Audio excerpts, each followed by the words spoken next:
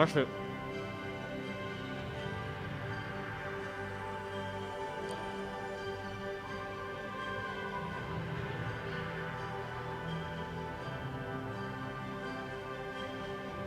Aman? Di itu aman tuh? Ngegeser. Ini ya? Jadi itu berarti ya? Berarti kudu singkoh tuh itu mah. Hah? Enggak. Jadi kieu. Sok. Aman.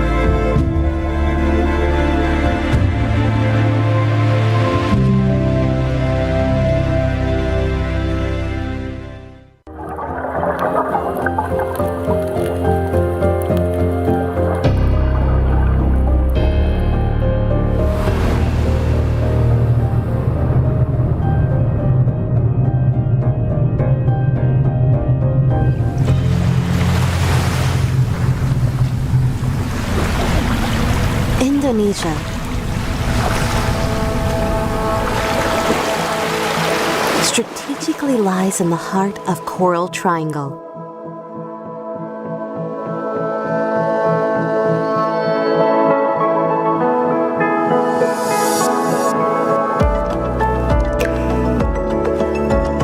The global epicenter of marine diversity.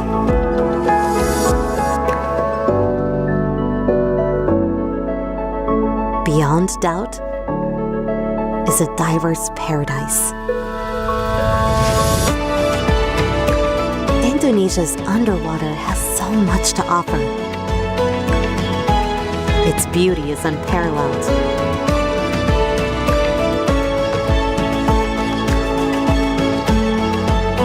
And the excitement is limitless.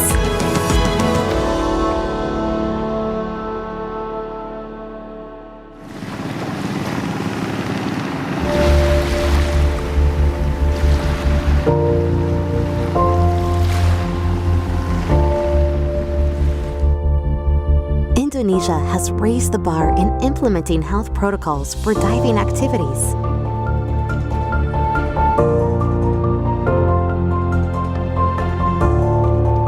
Nothing is left to chance, so that we can go back and enjoy the fun of diving in Indonesia again.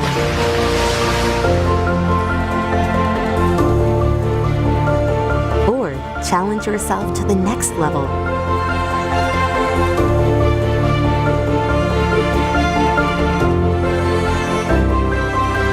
Or maybe a visit to the remnants of history.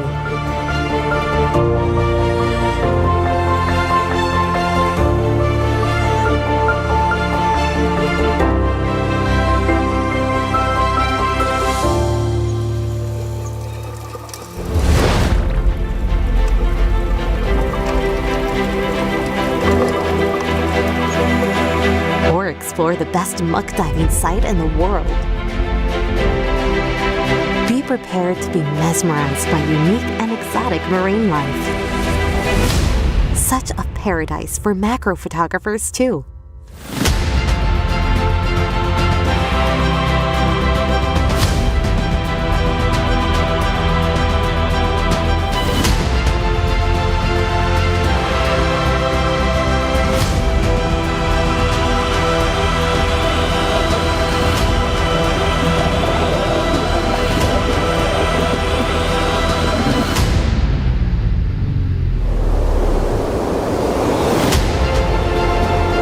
Diving in Indonesia.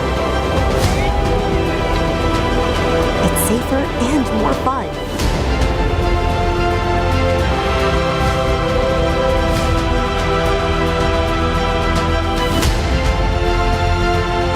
You don't have to wait that long anymore to be back. So, what are you waiting for?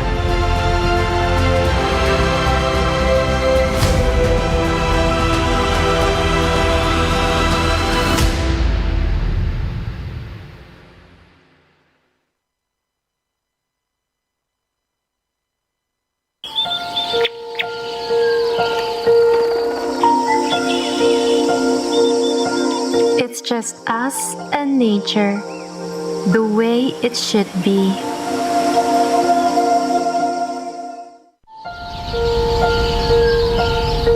This is the place where tradition rules, where beauty in the eye and soul is found. It's just us and nature, the way it should be.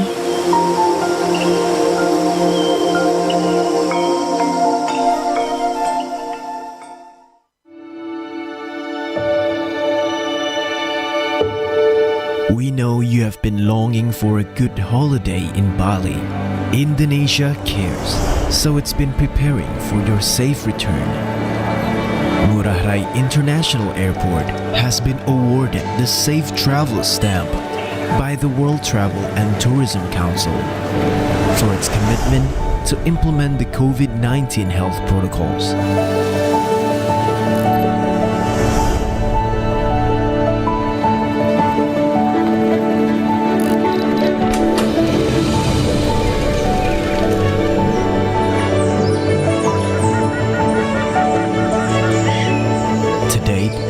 almost 100% of the people working in Bali's tourism industry have received their second doses of a COVID-19 vaccine.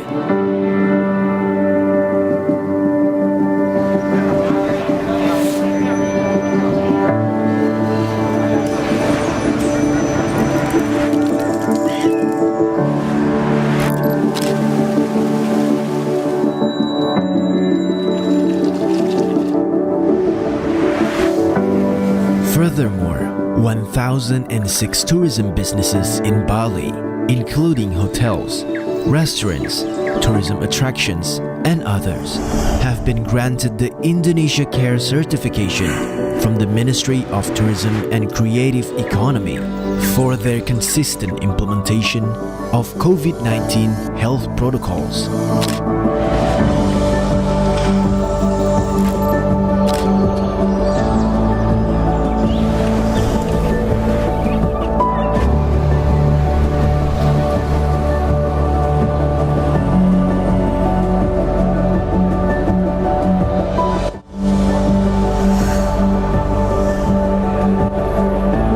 Indonesia cares about your convenience and well-being.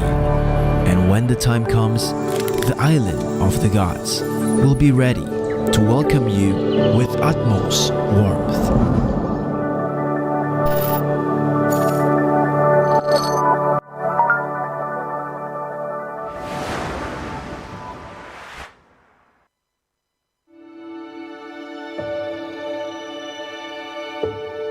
We know you have been longing for a good holiday in Bali.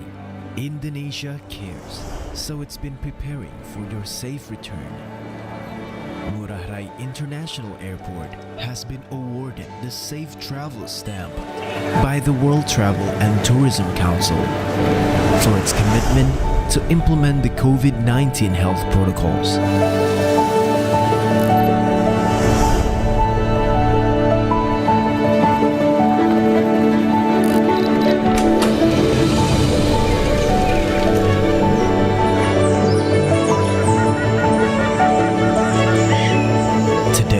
Almost 100% of the people working in Bali's tourism industry have received their second doses of a COVID-19 vaccine.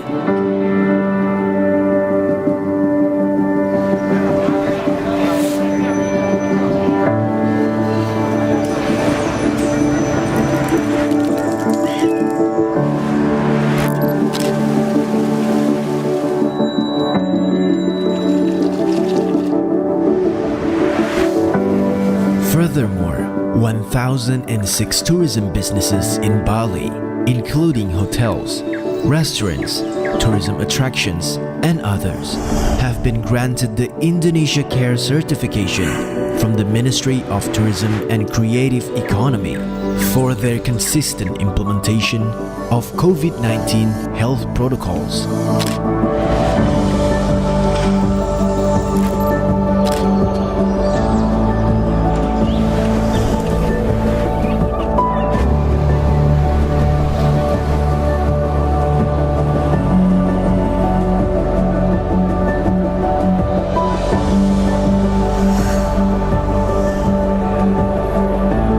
Indonesia cares about your convenience and well-being.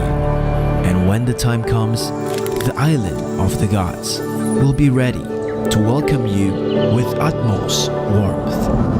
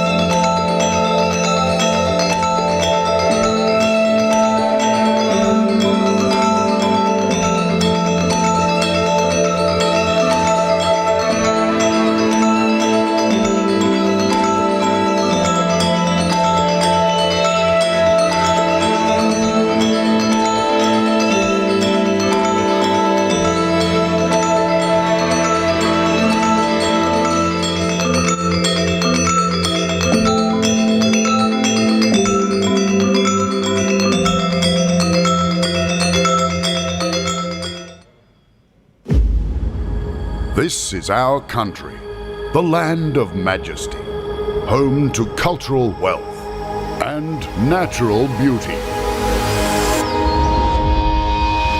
Bali, the gateway to Indonesia's treasure, the island of paradise.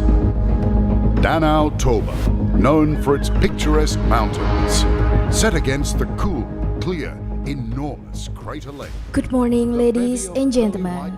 Welcome to the ASEAN Plus 3 Tourism Training and Education Network Forum 2021. This forum will start soon. Please allow us to remind you, all participants are requested to fill in registration form in chat section below. Thank you.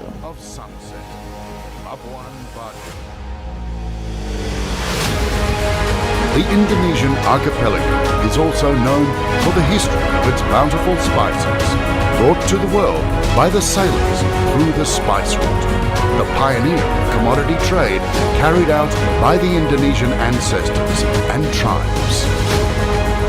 Frequently used in cuisines to improve flavor, to offer new tastes, rich and unique aromas. History not only written in books or shown in artifacts, but also lingers in our palates.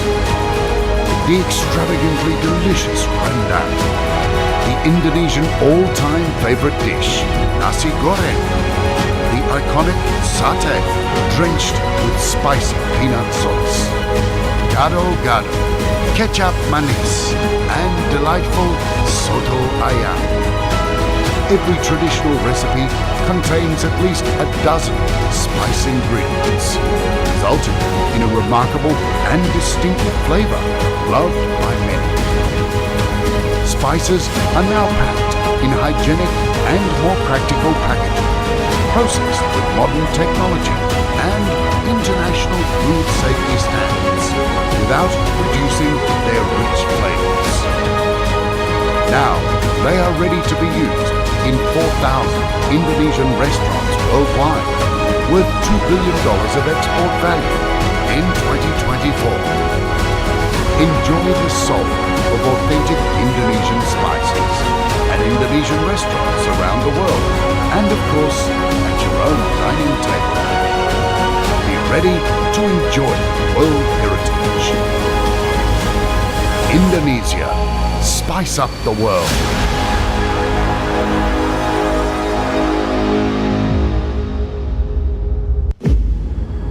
This is our country, the land of majesty, home to cultural wealth and natural beauty.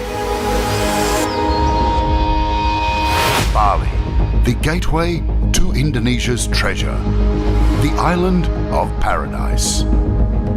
Danau Toba, known for its picturesque mountains, set against the cool, clear, enormous crater lake, the bevy of pearly white sandy beaches, and marvelous underwater scenery of Likupang.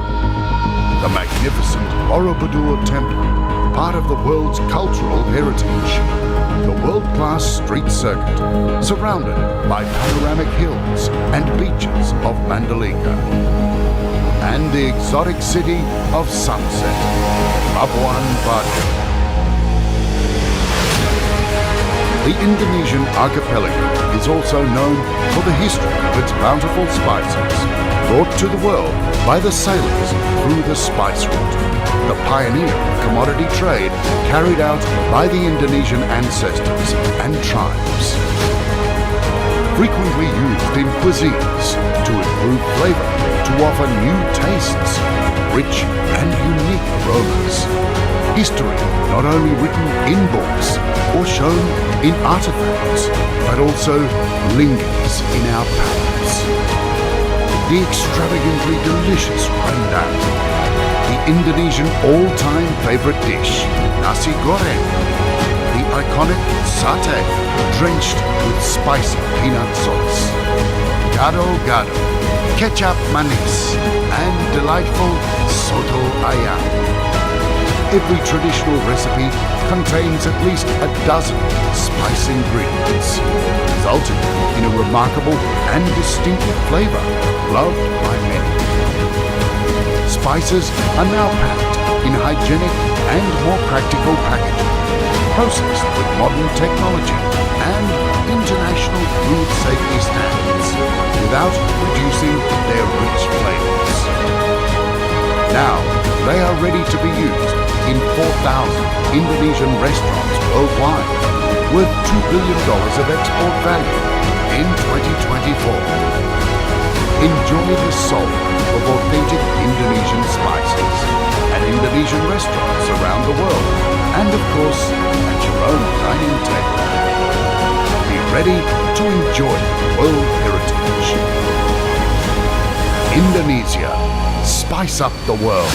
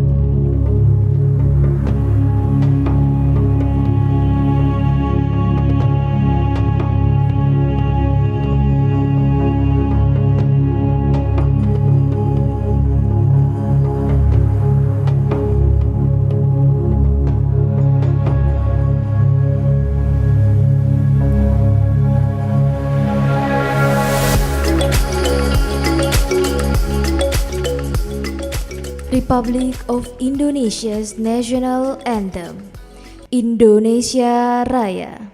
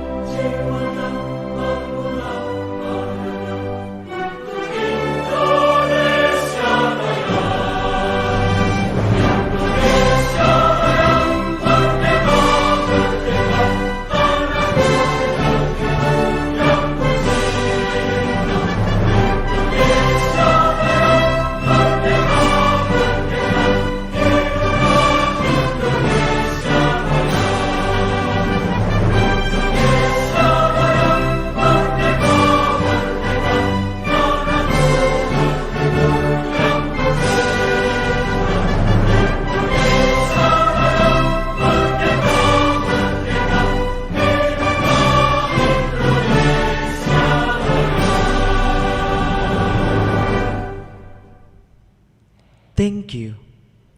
Ladies and gentlemen, now we proudly present wonderful Indonesia performance by the students of Bandung Institute of Tourism.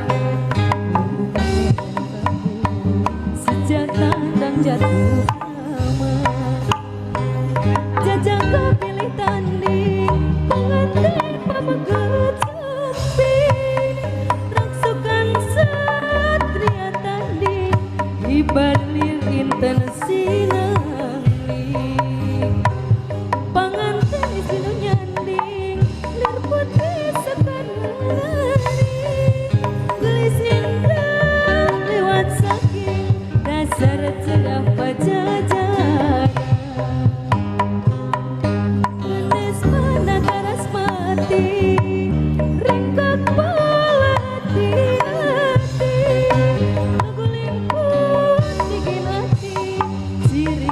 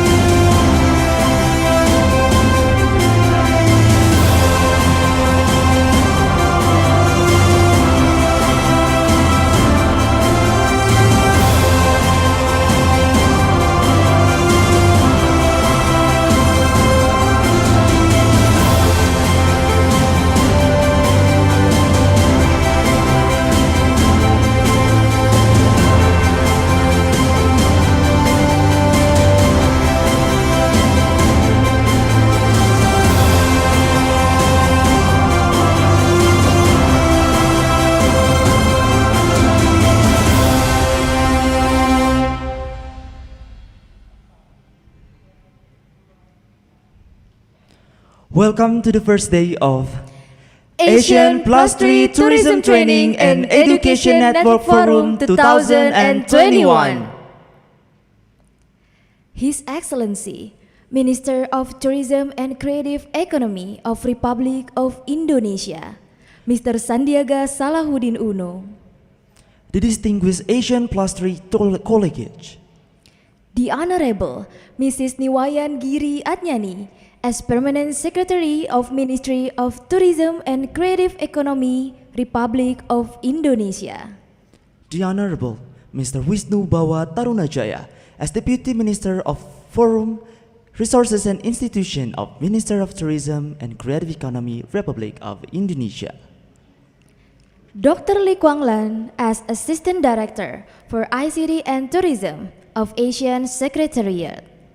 Mr. Faisal, as Head of Tourism and Creative Economy, Human Resources Development of Minister of Tourism and Creative Economy, Republic of Indonesia.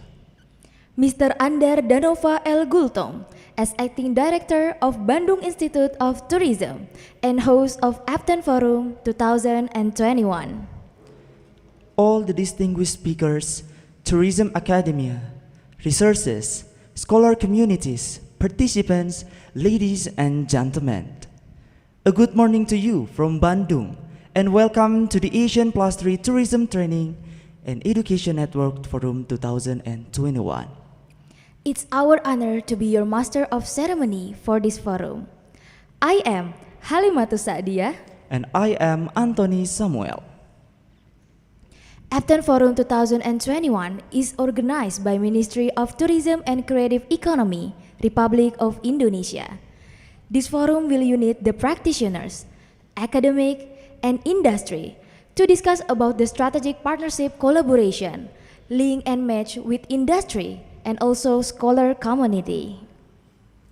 This forum will be held for 2 days, starting today, 23rd of November until 24th of November 2021 at the Zoom webinar platform, live from Bandung Institute of Tourism. Ladies and gentlemen, to start this forum, we would like to invite the Honorable Mrs. Niwayan Giri Adnyani, Permanent Secretary of Ministry of Tourism and Creative Economy, Republic of Indonesia, to deliver a welcoming remark. The Honorable Mrs. Niwayan Giri Adnyani, the time is yours.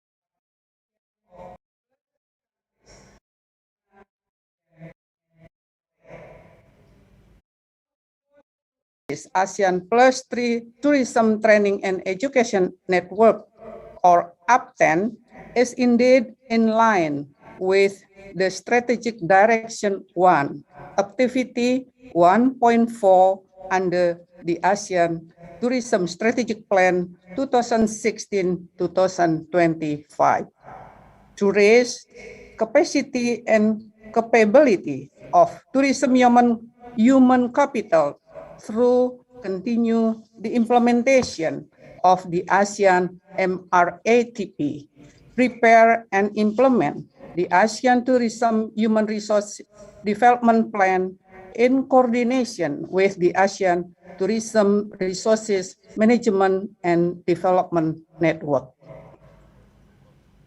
Indonesia is on the view that the Apttten will strengthen the collaboration to respond the current challenges faced by tourism education given the post-pandemic circumstances as well as the advanced digital technology application in the tourism sectors. Ladies and gentlemen, today I'm proud to announce that there are more than 250 verified tourism schools across the ASEAN Plus 3 countries that already joined the network. This is our strength to develop human resources in the region. And I keep suggest ASEAN Plus 3 members to encourage their national tourism schools to join Apttten and start engaging mutual cooperation with each other. The directory is accessible online right now through www.aptten.kemenparekraf.go.id. This is covering features where you can add any necessary information and activities of your tourism institutes. I indeed believe that this platform will be very useful, and as a follow-up action, you are very welcome to create and contribute for any beneficial collaboration program. And as a start today, we are happy that we could conduct an event which consists of 3 interesting and important activities. The first one, webinar on the challenges and innovative vocational tourism education in the ASEAN and Plus 3 region. The second, the workshop to find common understanding and how we would utilize Apttten platform in the future among the ASEAN Plus 3 countries. And we are also having the tabletop session where the registered tourism education could develop network and start collaboration. I would like to express my high appreciation to distinguished experts, speakers, US-ASEAN Business Council, and all delegates for attending this event and make the event a success one. I'm confident that your participation today will bring fruitful deliverables which benefit for the people in the ASEAN Plus 3 region.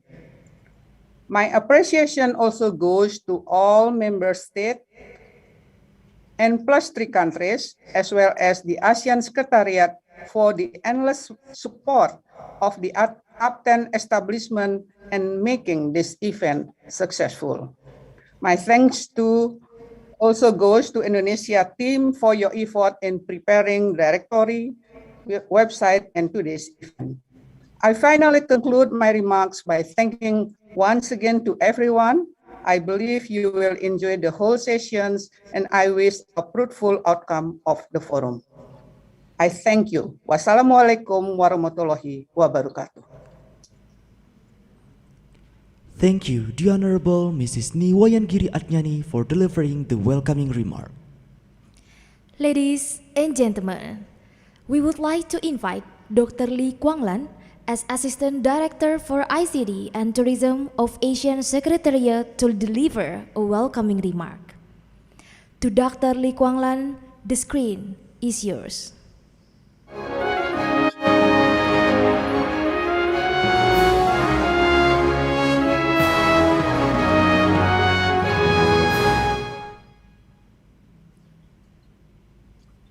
His Excellencies Sandiaga Uno, Ministers of Tourism and Creative Economy of Indonesia, Honorable Madam Wayan Giri Adiani, Permanent Secretary to the Ministry of Tourism and Creative Economy of Indonesia, Excellencies, distinguished guests, ladies and gentlemen, good morning. On behalf of the Deputy Secretary General of ASEAN, Mr. Savinder Singh, allow me to start my remark by expressing the appreciation to Excellency Sandiaga Uno, Minister of Tourism and Creative Economy of Indonesia, for the kind invitation to this very important forum. We would like to also thank the Ministry of Tourism and Creative Economy for the great initiative and leadership to establish the ASEAN +3 Tourism Training and Education Network, Apttten. The journey to launch Apttten has been long, but yet very timely. Today's forum marks the foundation for the collaborative effort among the tourism policy makers, industries, stakeholders, scholar communities in ASEAN +3 countries to enhance the capacity and capability of human capital in the tourism and tourism-related industry. As of 2019, the tourism sector contributes significant part in the economy of ASEAN, with 14.3% of region GDP and 13.7% of the total employment in the regions.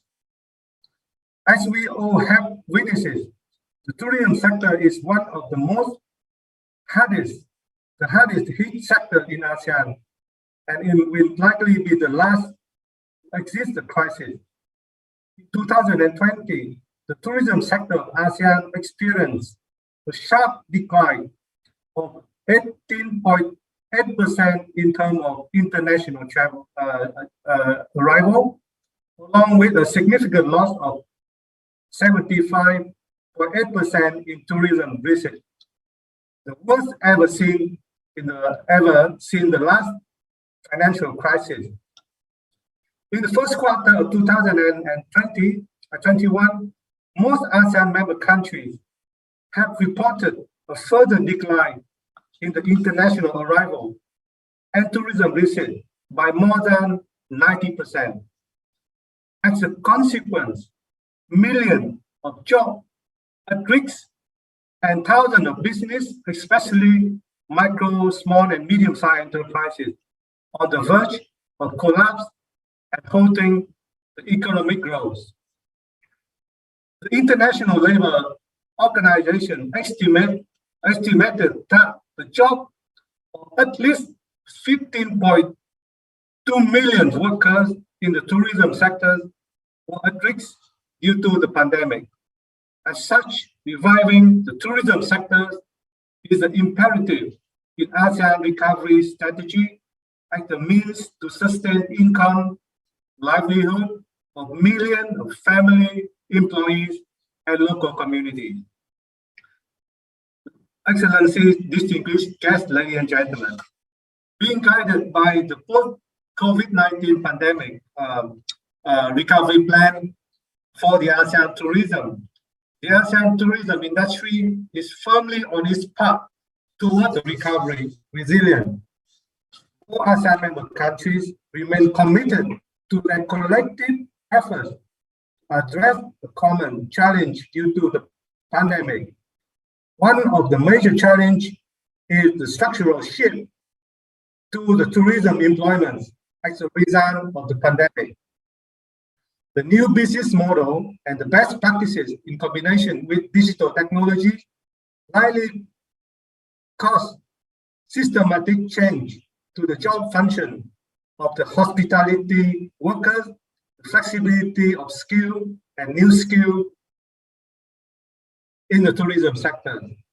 In this regard, there are two emerging sets of skills of the workforce in tourism, which is extremely important for the recovery plan of the tourism sector. The first, the guideline on hygiene and safety for the professional and the community in tourism sectors, which will be endorsed by the ASEAN Tourism Minister in January 2022. The guideline identify new requirements needed for tourism professionals in the post-pandemic world, where health and safety are given the most priority. Second, the COVID-19 pandemic propelled many countries in the world, including ASEAN, to come up with the innovative ways to adapt and mitigate the devastating impact of the life of many people. In 2020, the ASEAN Declaration on the Digital Tourism highlighted the importance of technology and digitalization in the tourism sector. It also calls on an urgent action to adopt a new upskilling program in digital literacy in the tourism workforce, just to facilitate the digital transformation in the sectors. The new skill in tourism and a lifelong learning ecosystem form the integral part of the economic, physical, social, and labor market policy and the program. Ladies and gentlemen, we would like to take this opportunity to share my view on how to effectively strengthen ASEAN Plus 3 cooperation through the Apttten. First, we are all experiencing the dramatic transformation in the labor market as a result of the pandemic. The ASEAN and the ASEAN Plus 3 countries must intensify our exchange of knowledge, best practices, and good lessons learned on the innovative curriculum, teaching, and learning methods to adapt to the pandemic and to adapt to the dynamic, fast-changing, and interconnected world. Concretely, this can be achieved to incubating the innovative thinking and encouraging out-of-the-box ideas from multiple stakeholders, such as this forum. It will be impactful if this network can devise a mechanism to share the pool of knowledge, whether it is about policy, leadership, management, curriculum development, or anything else. Second, the Apttten should focus on the measure to embrace the digital technology as a part of the future tourism sector. In this regard, digital literacy, digital skill is extremely important, and more importantly, it would help to create a new class of employees that are more resilient in the future's crisis and more comfortable with the new technology. Thirdly, the Apttten should foster the collaboration among relevant stakeholders, government, academia, the private sector, to ensure that the tourism workers receive the most relevant and high quality skill and education standards to enhance the competitiveness vis-a-vis the world.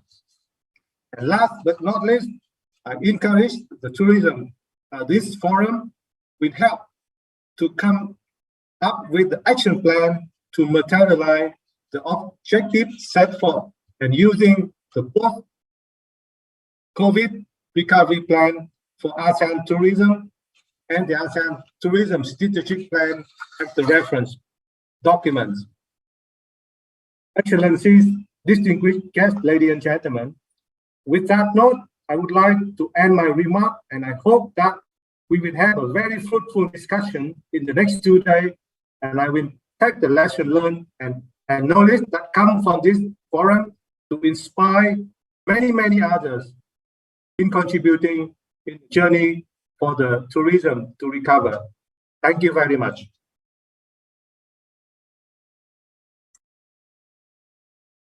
For delivering the welcoming remark. Ladies and gentlemen, moving on to our next agenda. The Minister of Tourism and Creative Economy, Republic of Indonesia, will deliver his keynote speech, as well as presenting the inauguration of Aptten's directory. His Excellency, Mr. Sandiaga Salahuddin Uno, the time is yours.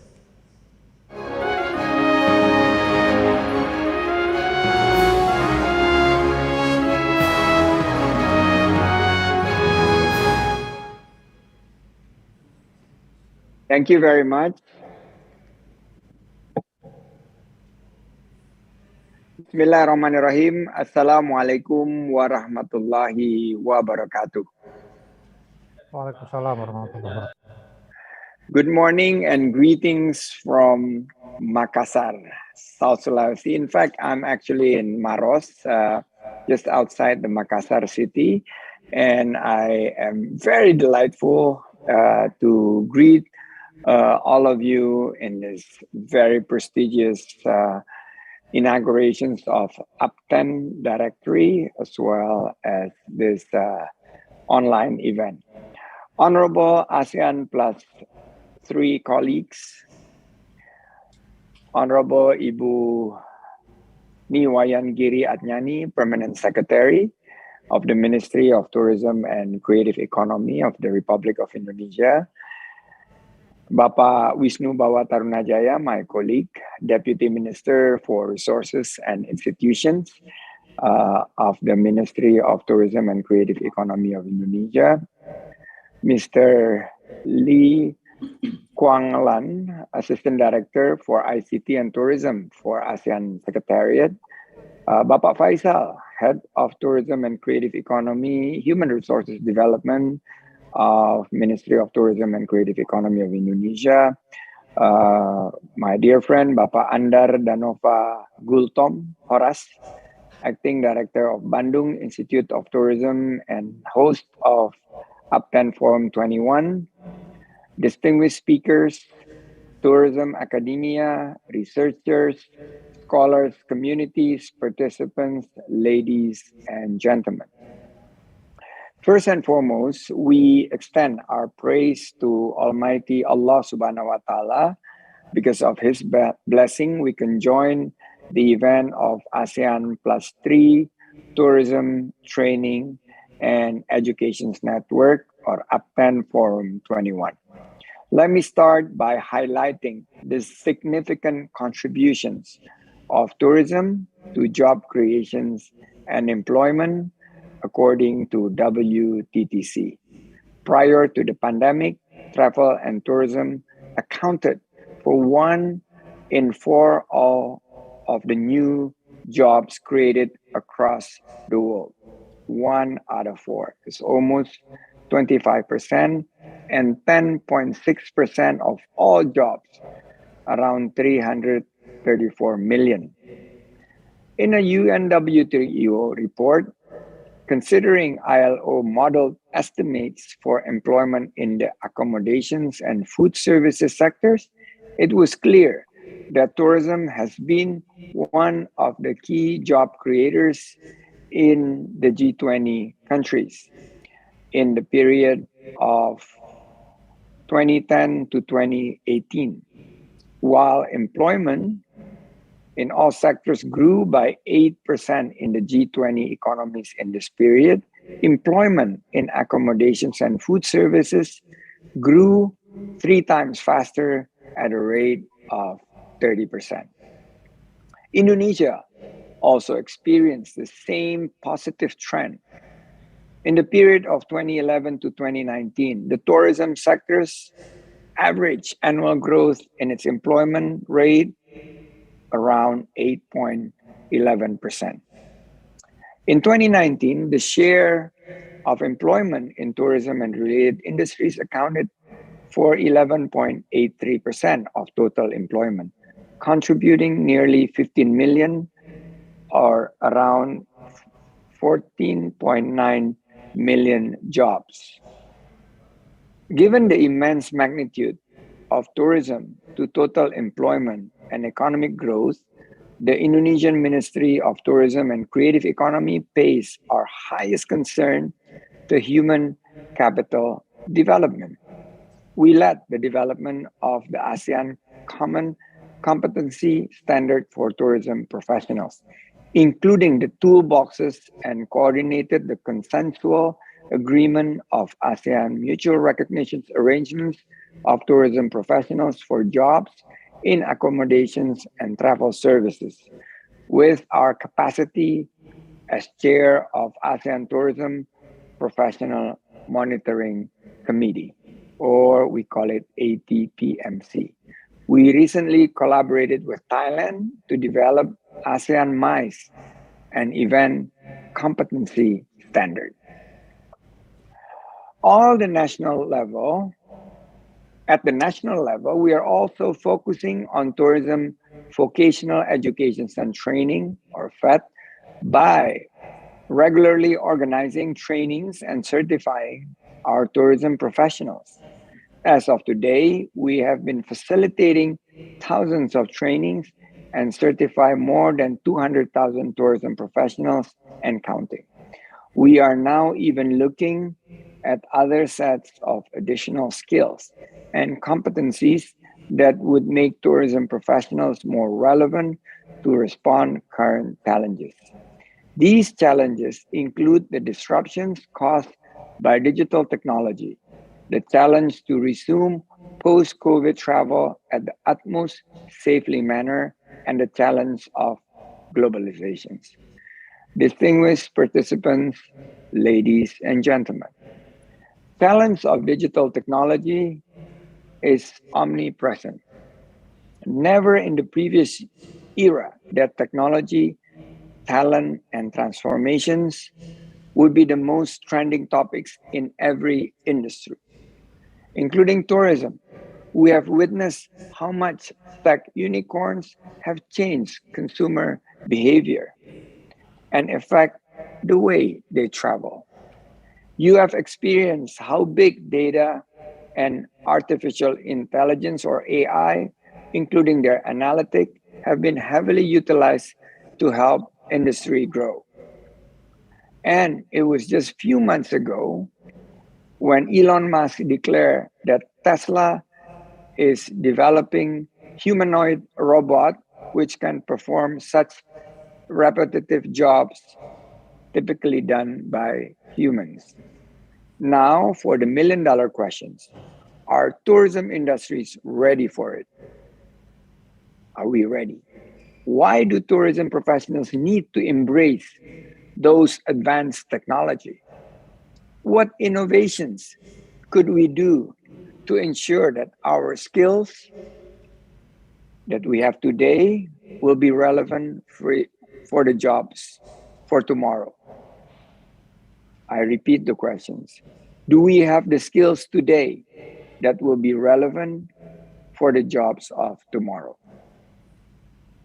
Talents to anticipate post-COVID resumptions of travel. Indeed, tourism industry is the region that should also anticipating tourism revival after the pandemic. Sets of additional skills which involve cleanliness, hygiene, safety standards are now being reinforced to the curriculum so tourism professionals can provide better services to consumers.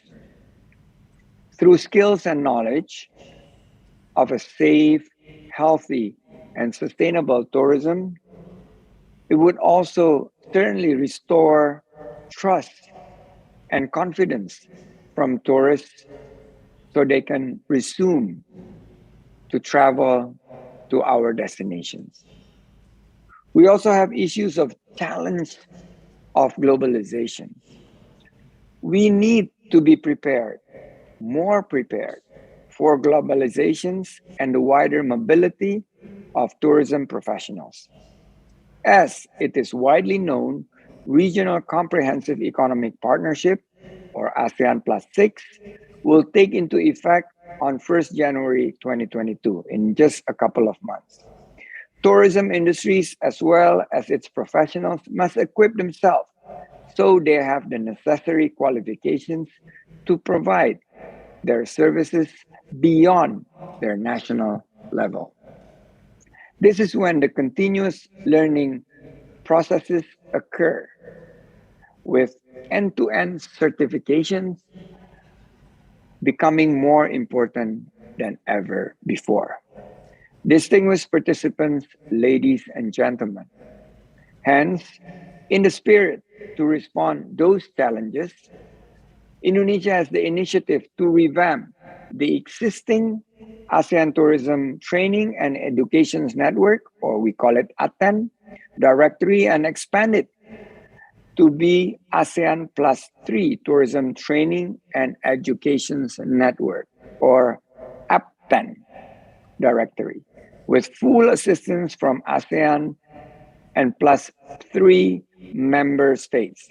We have compiled more than 300 university, polytechnics, and tourism schools across the region. And of course, we do not expect this directory to be just an idle or sitting document. We encourage all members to start collaborations and implement such innovative activities. In this forum, we will gain the opportunity to learn insights from the experts.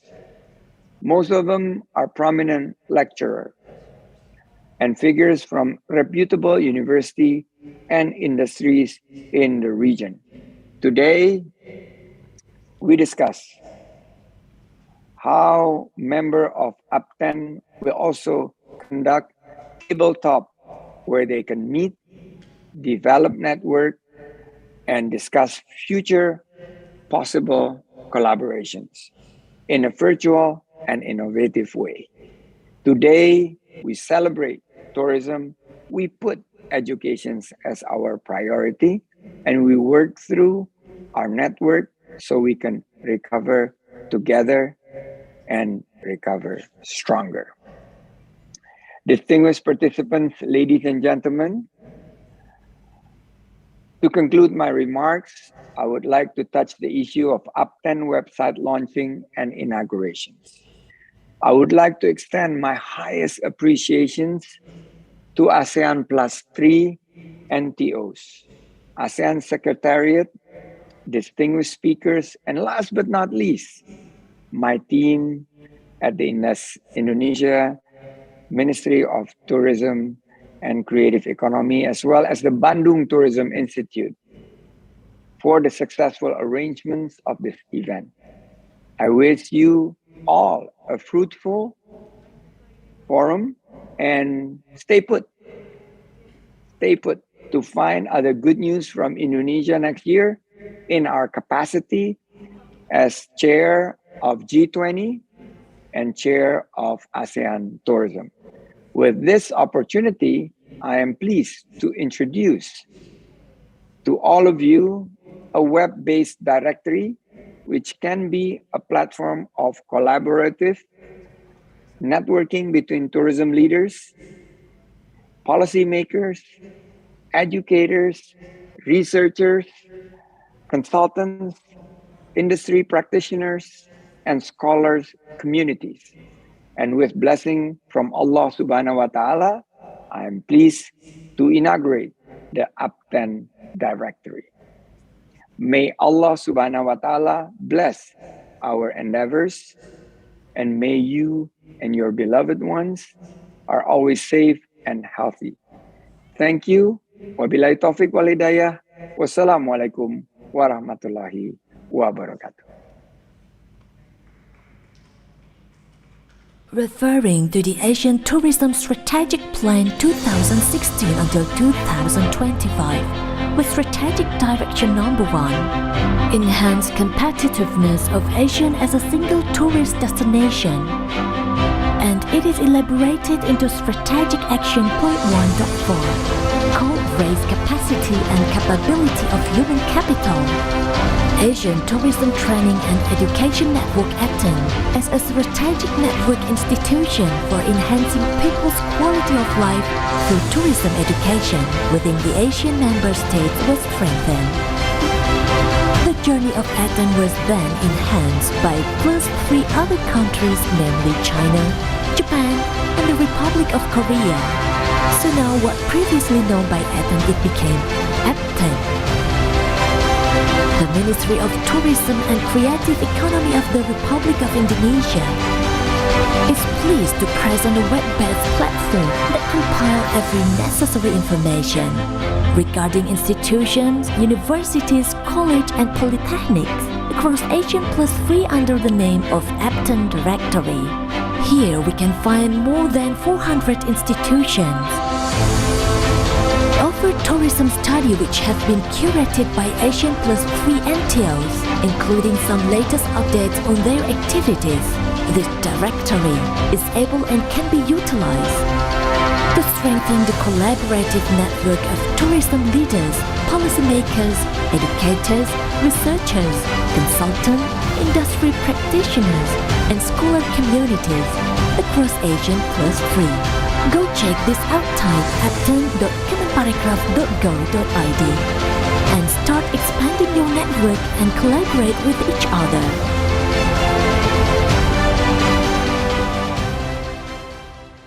Alright, thank you His Excellency Mr. Sandiaga Uno.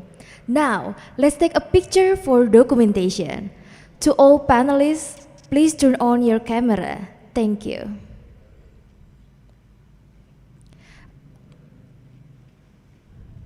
Alright, I will lead the documentation in 1, 2, 3.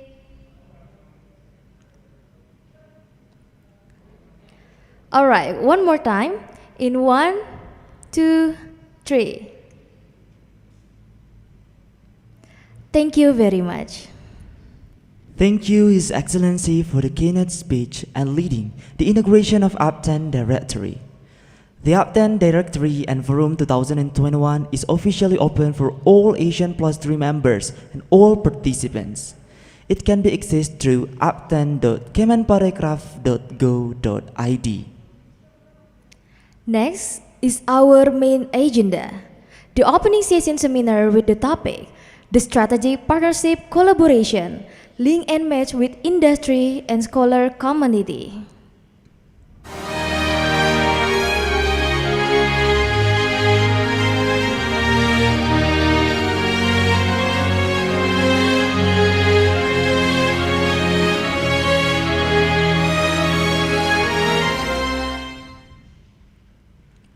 First, we would like to inform you that in this session, there will be presentation from all the speakers. And after that, we will have a Q&A session for all participants who would like to ask questions. Are requested to drop the question in the Q&A box below. This session will be led by Professor Dina Mutiara Lewi as our moderator.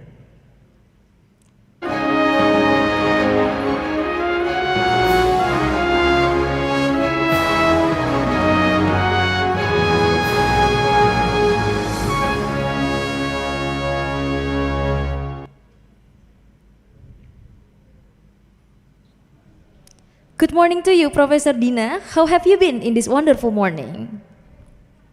Good morning to our wonderful Master of Ceremonies this morning. I am great, thank you. Okay, Professor Dina, are you ready to lead our opening session seminar for today? Yes, very ready. All right, Professor Dina, the time is yours. Thank you. His Excellency Dr. Haji Sandiaga Salahuddin Uno, Ministry of Tourism and Creative Economy, Republic of Indonesia, the Honorable Mrs. Niwayan Giri Atnyani, Permanent Secretary of Ministry of Tourism and Creative Economy of Republic of Indonesia, Dr. Wisnu Bawa Tarunajaya, Deputy Minister for Resources and Institutions, Ministry of Tourism and Creative Economy of Republic of Indonesia, Dr. Lee Kwang Lan, Assistant Director for ICT and Tourism of ASEAN Secretariat, Bapak Faisal, Head of Tourism and Creative Economy, Human Resources Development, Ministry of Tourism and Creative Economy of Republic of Indonesia, Bapak Andar Danova Gultom, Acting Director of Bandung Institute of Tourism and host of Apttten Forum 21, ASEAN +3 colleagues, distinguished speakers, tourism academia, researchers, scholar communities, participants, ladies and gentlemen. A very good morning from Jakarta and Lipo Village, Tangerang, Indonesia, to all of us here in this virtual meeting, regardless of our geographical location. Welcome to the opening session of ASEAN +3 Tourism Training and Education Network Apttten Forum 21, the strategic partnership collaboration, link and match with industry and scholar community. Thank you for taking time out and being here today. First of all, allow me to introduce myself. My name is Dina Mutiara Lemi, my formal office in UPH, Indonesia, and currently I am serving as the Dean of School of Hospitality and Tourism and also representing Hil Diktipari, Association of Indonesia Tourism Tertiary Education Institution, as the General Secretary. I am going to be the moderator for this opening session. This session is a very important session because it serves as a base for the next step in strengthening the collaborative network of Apttten stakeholders, the tourism leaders, policymakers, educators, researchers, consultants, industry practitioners, and scholar communities. Therefore, after the speakers have presented their materials, we will open a question and answer session. Then, ladies and gentlemen, I'm going to introduce our speakers for today, who is going to talk to us about the strategic partnership collaboration, link and match with industry and scholar communities. This is a subject which we should all be deeply interested because it is important for us to accelerate, enhance, and follow up the collaboration between industry and scholar community. Our distinguished speakers for the sessions are figures who are very qualified in their fields. Our first speaker is Dr. Wisnubawa Tarunajaya, SAMM. Thank you. Dr.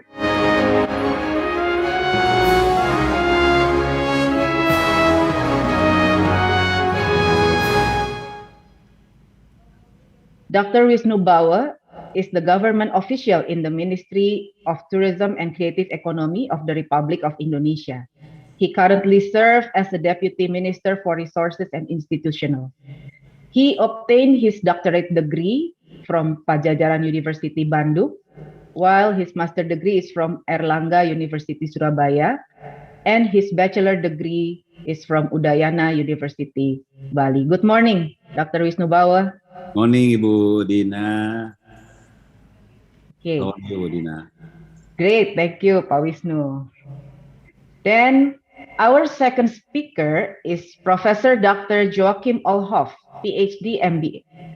He is a practitioner in tourism and hospitality industry, and he is the owner of CEO of Betriebberger Schaff, Dr. Olhoff, MBH.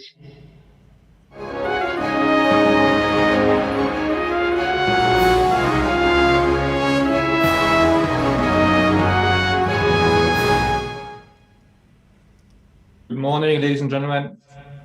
Good morning, Dr. Olhoff. Dr. Olhoff started his career in tourism since 1989 as a chef. And now he is the owner and CEO of several hotel property, namely Stad Hotel Freiburg, Design Hotel Freiburg, and Boutique Hotel Freiburg. Professor Olhoff has a high passion to support the tourism academics in Indonesia and ASEAN and open for collaboration for a better future tourism sector. Good morning again, Dr. Olhoff. Good morning again. Thank you. I'm very honored to be here today. The feeling is mutual, Dr. Olhoff. Thank you. And last but not least is our third speaker, Dr. Karen Miranda Fernandez. Good morning.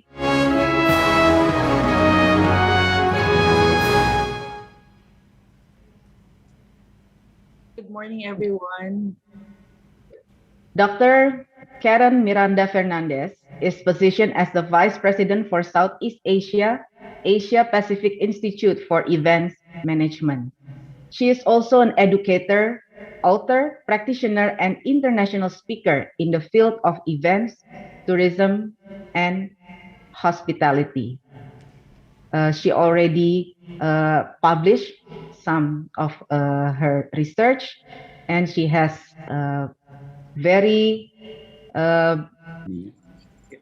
she is one of the author of International Best Practice in Event Management and editor-in-chief of International Journal of Sustainable Tourism and Hospitality Management. So, ladies and gentlemen, please join me in welcoming our distinguished speakers. Let's give them a virtual big applause. Well, the length of this session is approximately 50 to 60 minutes, and each speaker would be given 10 minutes to share their materials. Then we will proceed with question and answer session for the maximum time of 20 minutes. So without further ado, I invite the first speaker, Dr. Wisnu Bawa Tarunajaya, SAMM, to share his materials. Dr. Wisnu, the screen is yours. Thank you, Ibu Dina. It's good to see you here today. I wish you and all the forum participants are safe and in good health. Bapak Sandiaga Salahuddin Uno, Ministry of Tourism and Creative Economy, Republic of Indonesia, ASEAN Plus 3 College, Ibu Giri, Permanent Secretary of Ministry of Tourism and Creative Economy, Pak Faisal, Head of Tourism and Creative Economy Human Resources Department, Bapak Anda Danova Gultom as host, and distinguished speakers, tourism, academia, researchers, scholar communities, participants, ladies and gentlemen. Assalamualaikum warahmatullahi wabarakatuh. A very good day to you all. Please can share my slide, please.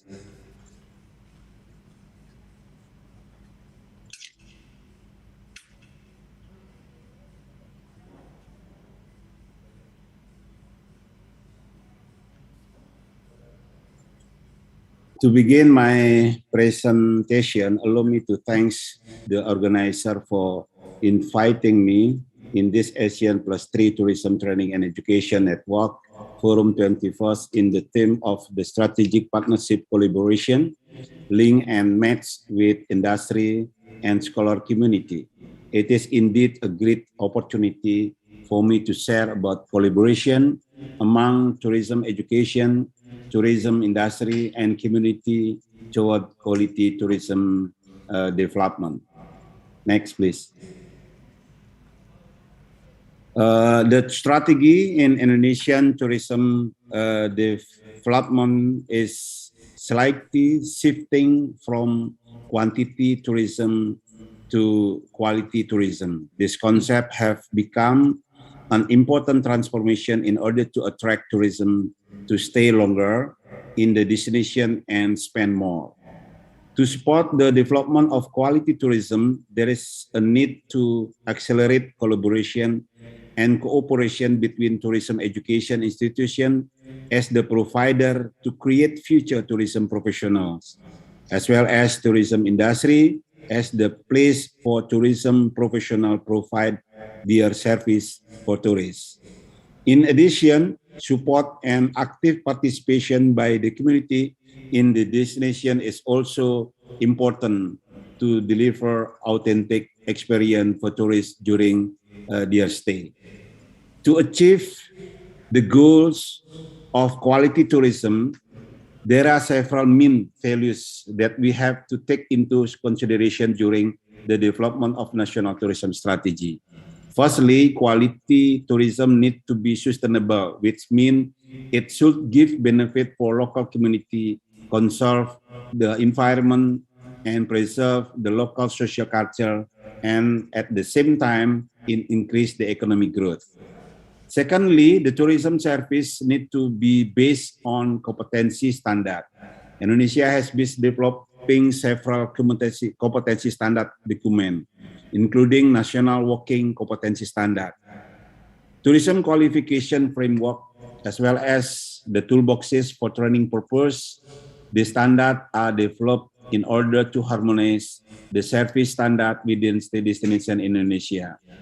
Thirdly, to achieve the customer satisfaction, we put our focus on satisfaction oriented through excellent services and authentic experiences. We need to understand the customer need and want through customer behavior analysis. Fourth, to create a diverse tourism product and services, each destination need to transform and give value added to their authentic potential success, nature, and culture into a package of tourism product. This transformation could be done by adding the values of what to do, what to see, what to learn, and what to buy in a tourism object. With each destination developing different kinds of tourism product, will create product diversification between destinations. And lastly is the technology adaptation.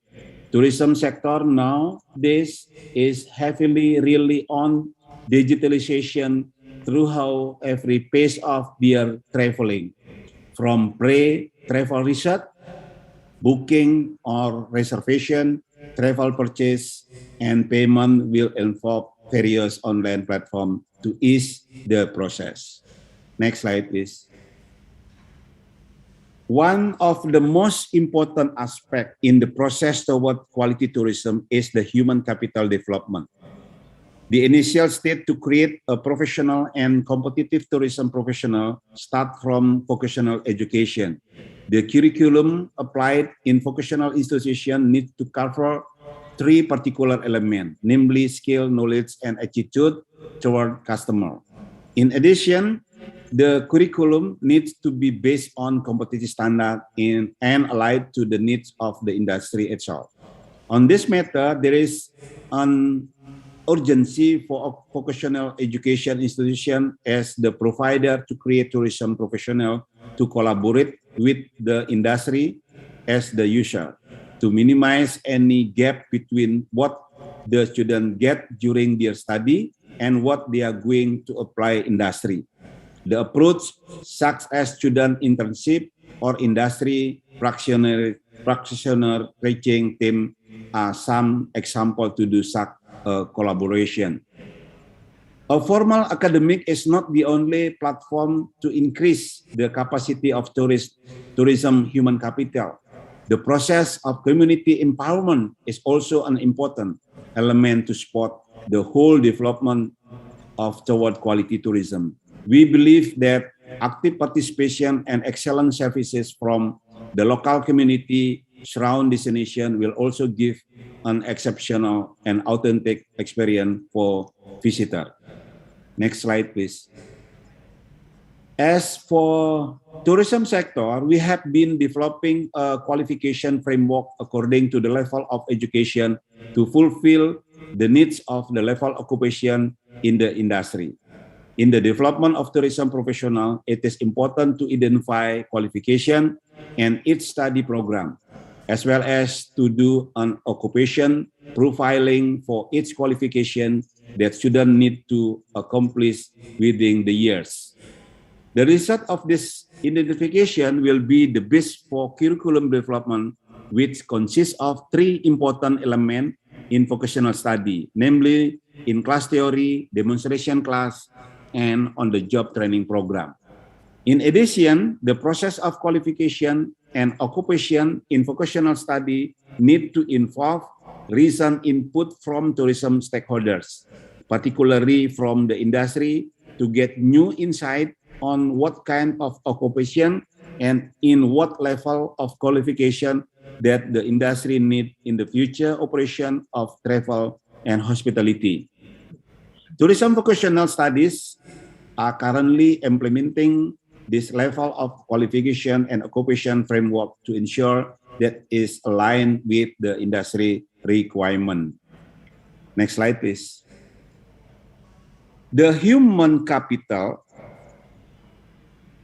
developed program is not only available through formal education in vocational institutions, but also need to spread out among tourism workers who is actively have their role in the industry.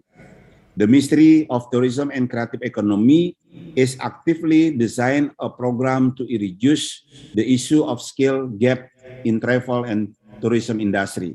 The objective of this program is to ensure that tourism workers are delivering excellent services as well as to fulfill the competencies needed by workers in the industry. For this program, we collaborate with industry practitioners to identify the kinds of additional skill and knowledge that is needed by tourism workers. This upskilling and reskilling program is currently aimed at those who have the role in hotel and restaurant operation, tour operation, MICE, spa, and other tourism subsector. This is a non-formal education program for workers, which is quite familiar to a competency-based training approach with a shorter training duration. The training material are based on national standard as well as several ASEAN competency standard, particular for hotel and travel services. Next slide, please. As I mentioned before in the beginning of this presentation, to ensure that everyone take part in the development of quality tourism, we also make sure that no one left behind throughout the Human Capital Development Program. We take our part to manage and nurture the vocational education institution as well as the capacity building for tourism workers in the industry. In addition to that component, we also take part in the empowerment program for tourism community in this nation. There are several programs that have been running for community, namely coaching program for tourism field managers, tourism entrepreneurs program, as well as the tourism awareness program, which now include training material of cleanliness, healthy, safety, and environmental sustainability guidelines. Similar to the training for tourism worker, we also need to map the competency needed by the community to determine the training mechanism and module that will be delivered. Collaboration among tourism stakeholders such as tourism regional government, tourism industry association, tourism professional association, and academics is important in the process to achieve the objective of this program. To conclude my presentation, I wish that this event could be a platform for better and stronger collaboration among tourism academic, as well as between tourism scholar communities and the industry. I think that's all, Ibu Dina. I will pass the screen back to you and open for any further discussion later on. Thank you, Ibu Dina. Thank you very much, Dr. Wisnu, for your very insightful presentation. And let's give Dr. Wisnu Bawa a big virtual applause. Well, let's proceed to our second speaker, Professor Dr. Joachim Olhoff, PhD. Dr. Olhoff, the time is yours. Okay. Can you start my presentation, please?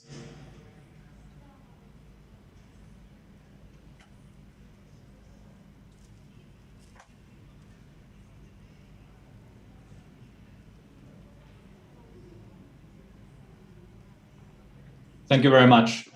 Thank you to being here today and the invitation of the Minister of Tourism. I'm very grateful to be here today. I'm also sending regards from the Duale Hochschule Baden-Württemberg State University. We are already having cooperation in Indonesia in the last few years. Next slide, please.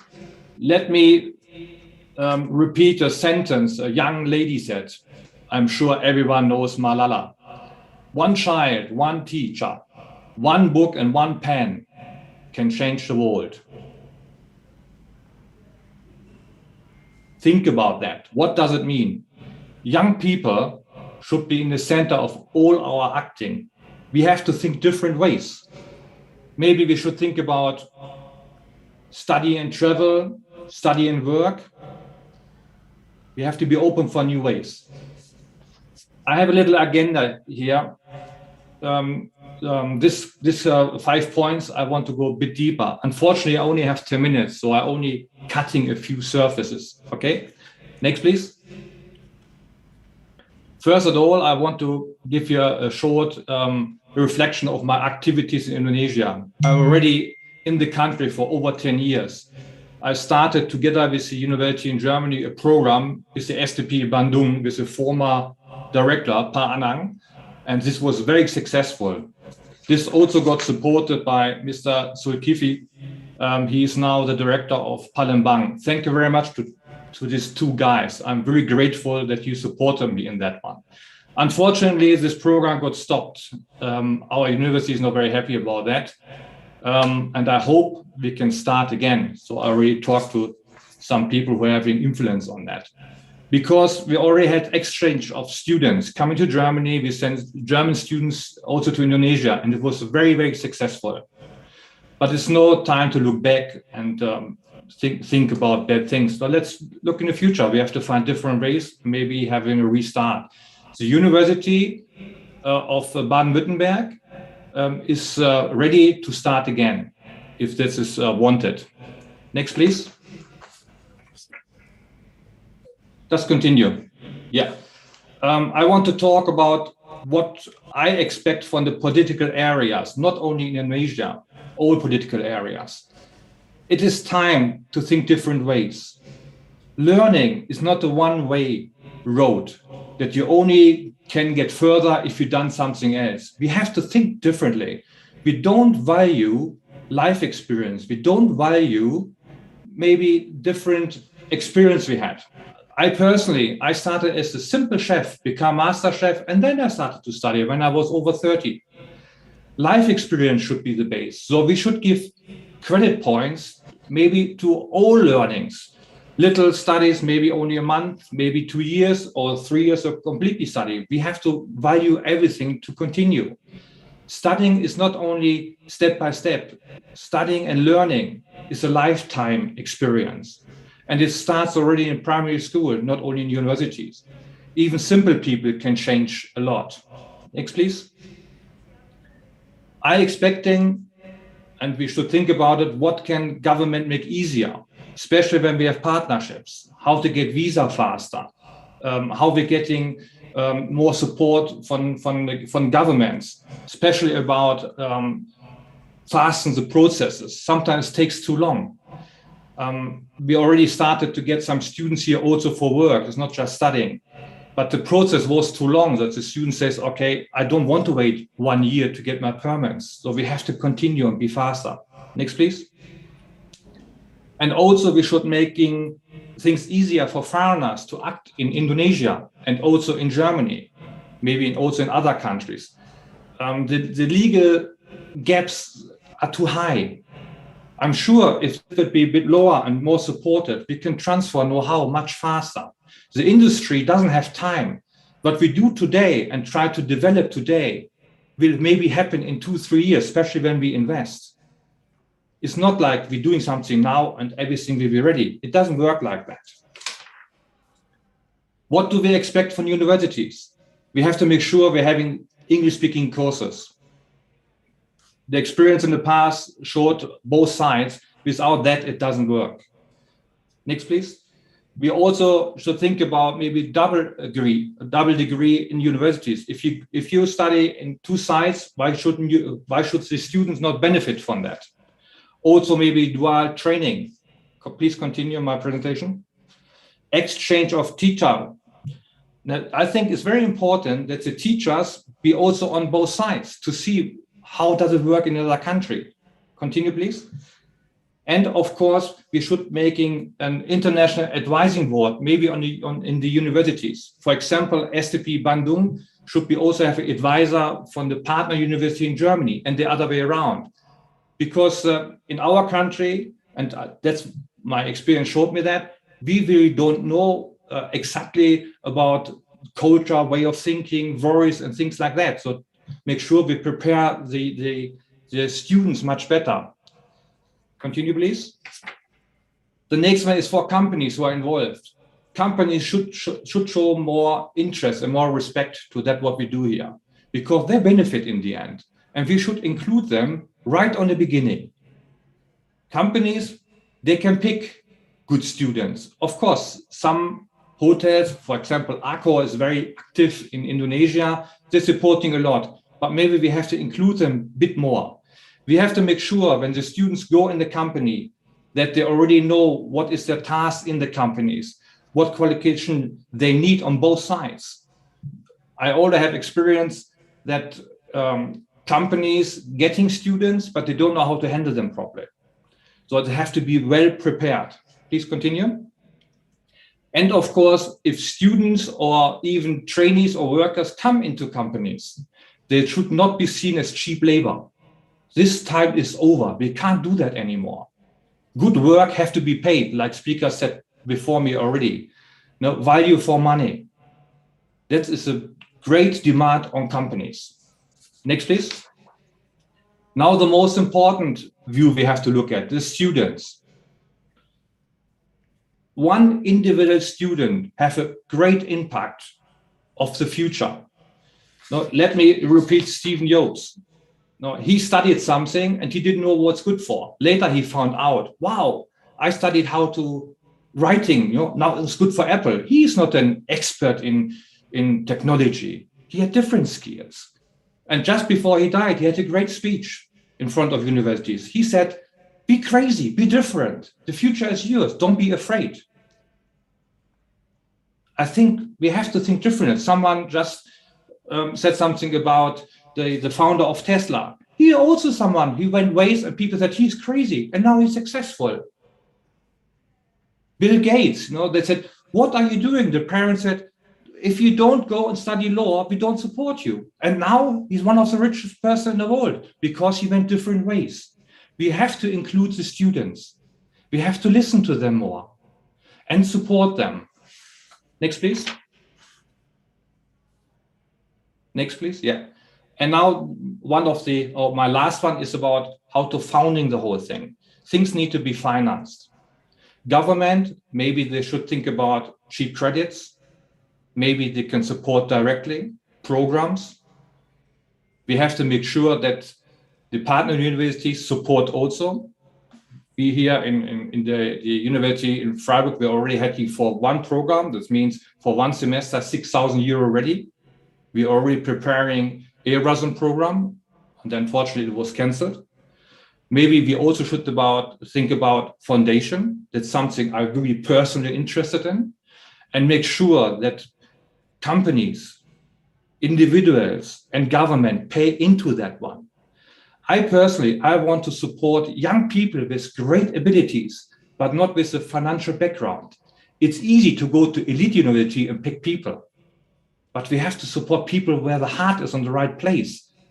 And that's why I started 2013, the program as the SDP. It's very easy to go to Jakarta or Bali and find the best of the best. But I want to go exactly different ways, give people a chance and they pay back. Maybe some people say, why are you doing that? The same way happened to me. When I was 18, a businessman supported me with his foundation. And I said, why are you doing that? You're 80. I can't pay back to you. And he said, no, I don't expect anything for you. Only promise me one day you will be successful. And when you're successful, please help other young people. And that's what I'm doing now. Now I'm successful. In business, I'm doing startups, I'm supporting a lot of students. I have students in my company. I'm in many, 6 universities are very active without payment. It's not a question about money. I want to support people because what we're doing now is only building the base of the acting of the next generation. The future will come and we don't have an influence. We only can make the way ready for them. And don't forget, by internet, they know exactly what's happening in the world. They know what's going on. And I expect from the students, when they come in different countries, they should talk about their life, their study, and their experience in another country. We have to use social media. It's good for universities, it's good for companies to show everyone, if you work with our company or go to university, look what can happen. We have to talk more about that. I come to my end because my time is over and say thank you very much. Terima kasih. Thank you, Professor Dr. Olhoff, for your very brief yet inspiring presentation. Let's give Dr. Olhoff a big applause, big virtual applause again. So I will call our last speaker for this session to get further strategic and valuable ideas. Dr. Karen Miranda Fernandez, the time is yours.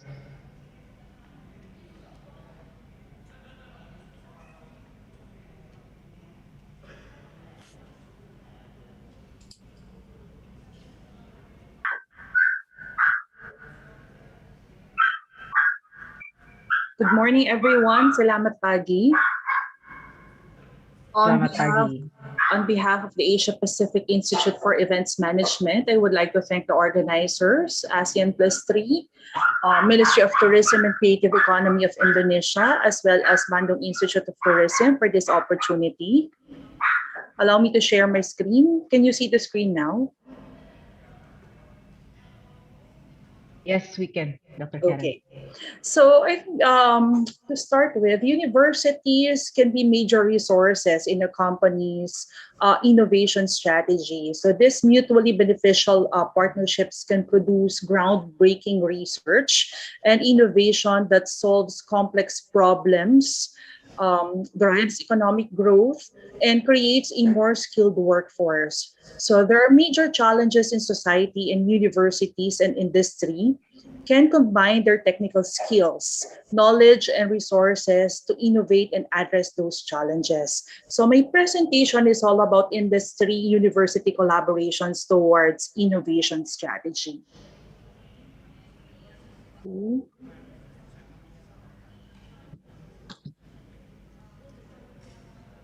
Okay, so I'm now sharing the knowledge exchange paths in industry university collaboration.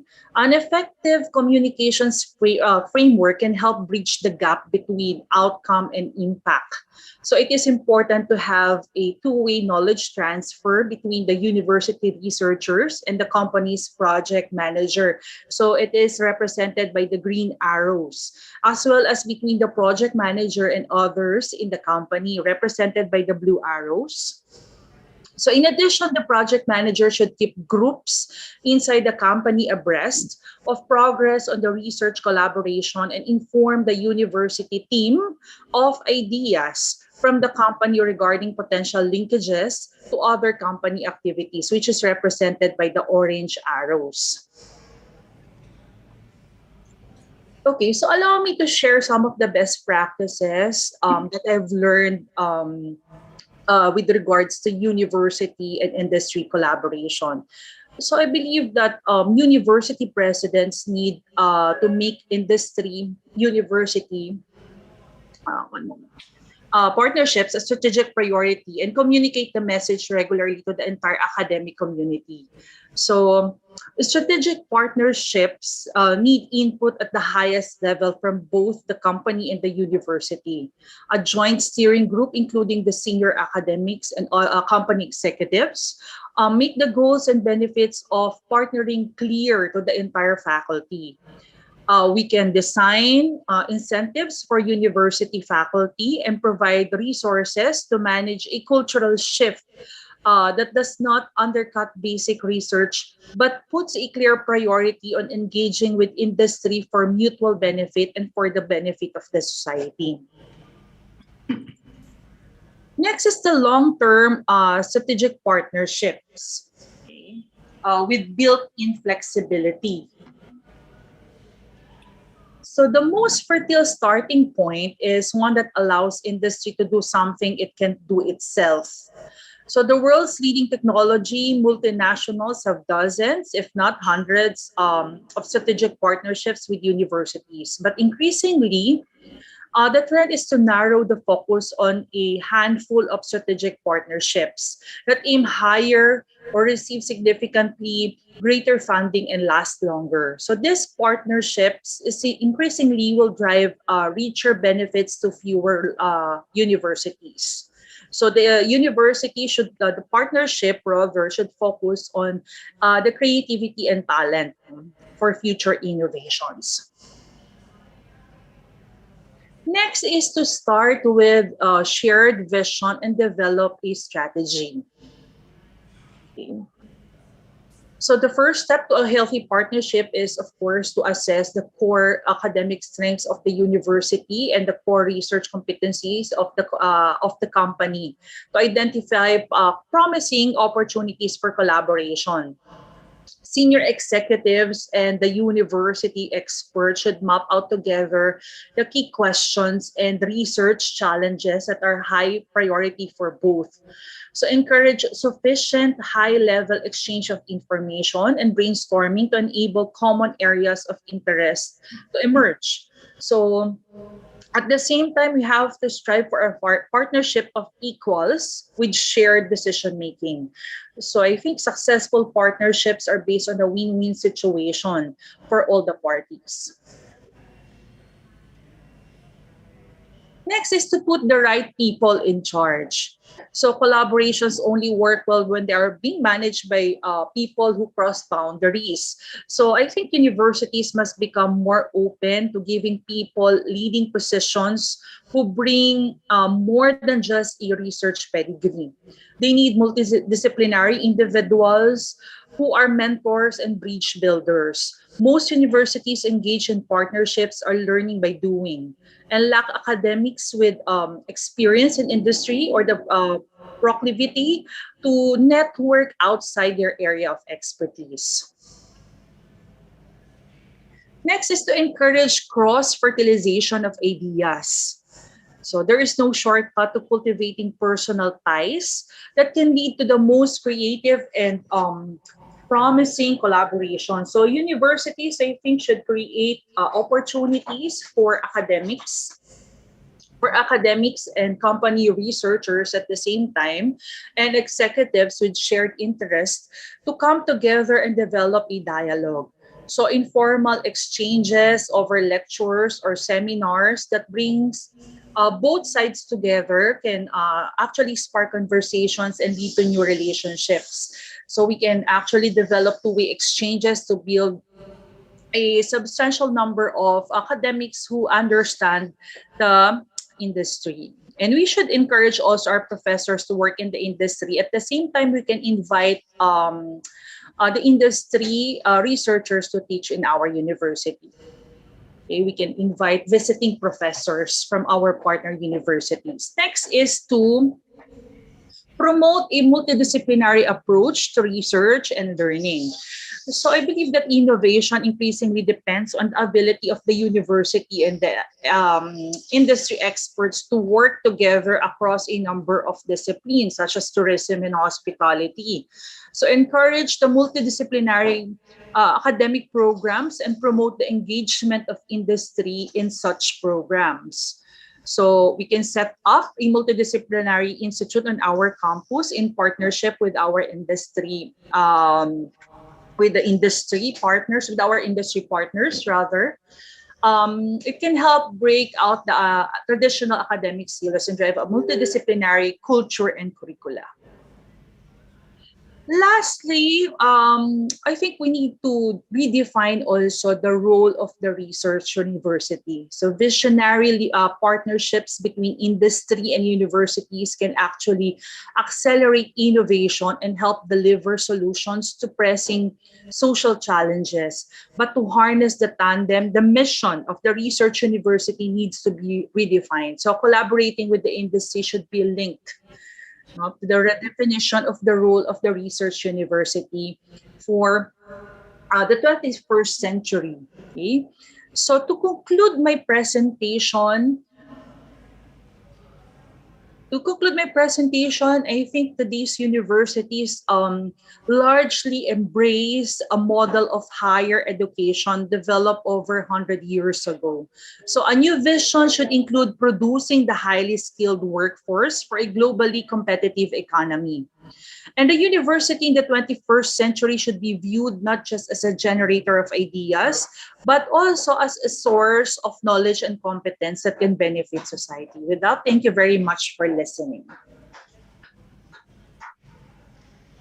Well, thank you very much, Dr. Karen Miranda Fernandez, for your very enriching presentations that given to all of us here in this virtual meeting. Well, ladies and gentlemen, let's give a virtual big applause again for all of our speakers. And now we have come to the question and answer session. Yeah, I will give opportunity for 3 questions first, and then let's see if we still have time. Yeah, we already have questions here from the participants to all of our speakers. The first question is addressed to Dr. Wisnubawa Tarunajaya. Well, there are several similar questions given to Dr. Wisnubawa, so we try to conclude it. Dr. Wisnubawa, what are the government strategy, especially the Ministry of Tourism and Creative Economy, to prepare superior and competitive tourism human resources through vocational education? Pak Wisnu, can you respond to this question? Okay, thank you, Bu Dina. I think the strategy how to prepare tourism professional through vocational education is first, every vocational education, I think, should have a good curriculum based on the qualification and occupation framework. Yeah, so that the learning outcome within the years could be achieved. The curriculum also need to be aligned with the qualification required by the tourism industry. How we prepare the human capital, especially the community, in order to participation directly to develop tourism in their region. So we have a program, we call it mentoring program for especially for the community. So the training program for this for the community is also based on competency standard. Yeah, competency standard. Although the short training what we have not only can solve the occupancy, but every short training we have 3 or 4 unit competency. So after that, when we have our budget, we can make it this short training for the occupational. And as for the student, with the component, in class theory and also in demonstration class, it also significant to give them the opportunity to do on the job training on internship program. This is also is very important in process learning process in educational. So the last one, our strategy and Ministry of Tourism and Creative Economy, we have also program entrepreneurship for the community. The objective is how can we give community freedom for itself when they participate to development our tourism in their region. I think that's our program, how to improve our human capital, especially in community. Thank you, Bu Dina. Thank you, Dr. Wisnubawa, for your response. So we can hear from Dr. Wisnubawa himself that the government of Indonesia has already prepared some strategy, for preparing the human resources, not only in Indonesia, but also, of course, because we are thinking about Asian regions as well. Thank you, Pak Wisnu. The second question is addressed to Professor Dr. Olhoff. Professor Olhoff, what do you think about the future of the hospitality and tourism industry after it has been disrupted by the COVID-19 pandemic and also the Industrial Revolution 4.0? Do you have any suggestions in which area we should emphasize the collaboration? Professor Olhoff, can you respond to this question? Thank you. Well, let me start with what scientists already said. Indonesia will be one of the 4th strongest economy in the world. Your future of Indonesia looks great, and I believe that the pandemic is used a lot for excuse maybe not good management. Everyone who does his job properly will get through it. And we should use the time and see it as a chance to change the future and our business a bit. I think the biggest impact will be on big meetings, the hybrid meetings, more about internet things. That will be a big increase. But the individual tourism will also have a very big increase. And because the world getting smaller thanks to internet, I believe that Indonesian people, especially the middle class, what is growing very fast, will be target for Europe, especially for Germany. I see them as guests in our country. And I can see a lot of Germans and European and Western people seeing Indonesia as a destination. The country is wonderful. You got everything. And I can see what your government already doing. Not only Indonesia is not only Bali, it's much more. I know it's a lot of investment in Lombok, but there's many more places to see. I see the great future for tourism. People want to travel and they travel already. The new generations, they're growing up with 2, 3, 4 language compared to my generation. The future already happened and people want to travel. They want to go out. So I don't see any problems after the pandemic. I don't. Hygienic standards, we already lived, I don't know, for the last centuries in the hotel industry. I don't see any problems at all. At the moment, of course, pandemic, we have to stay home, we have to get through it. And after that, when it's over, everything will be booming because everyone waiting to go away. And I'm sure next year, middle of next year in Europe and Western countries will start very quickly. And hopefully also in Indonesia soon, because I personally also want to come to Indonesia again. And it will be a booming years coming up. The next 2, 3, 4 years will be very successful for hotel industry and for tourism. I'm very sure about that. Well, thank you, Dr. Olhoff, for your response and insights that even after the pandemic, we can still face great hospitality and tourism industry, even better, because we have learned so many things from the disruption. Okay, then we come to the third question that is addressed to Dr. Karen Miranda Fernandez.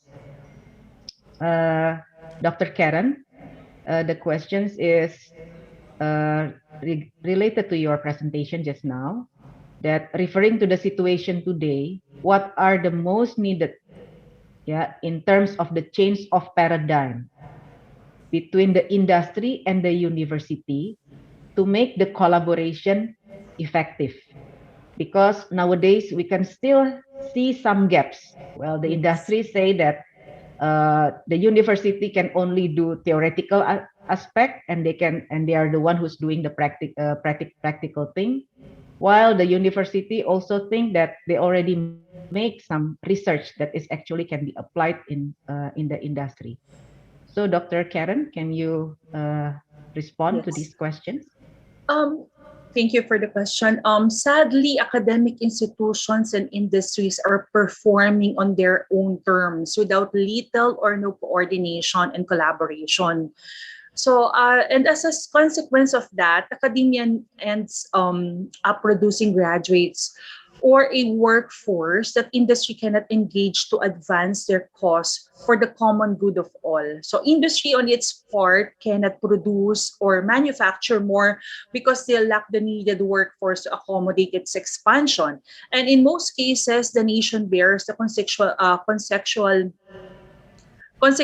rather losses that results from such a conundrum. So I think as I've mentioned a while ago, an effective collaboration between the academia or the university and the industry has the potential of boosting our economy. As mentioned a while ago, the major challenges in our society and the universities and industry should combine their technical skills, the knowledge, and the resources to innovate and address those challenges. So I think when educational institutions of higher learning and also the industry come together and work in a symbiotic relationship, both will find a common ground to meet each other's needs and create a substantial and sustainable win-win situation for all. Thank you. Well, thank you very much, Dr. Karen. So each party, have to have a new way of thinking, new way of paradigms and see things, and coordination is important between those parties who are going to collaborate. So do not work in silos, Dr. Karen. Thank you very much to all of our great speakers this morning. Let's give them again a virtual big applause.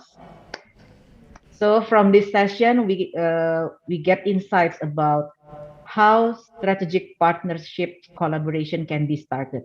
It needs synergies between stakeholders, and of course, the government plays an important role in providing policies and facilitating all the parties to do the collaboration.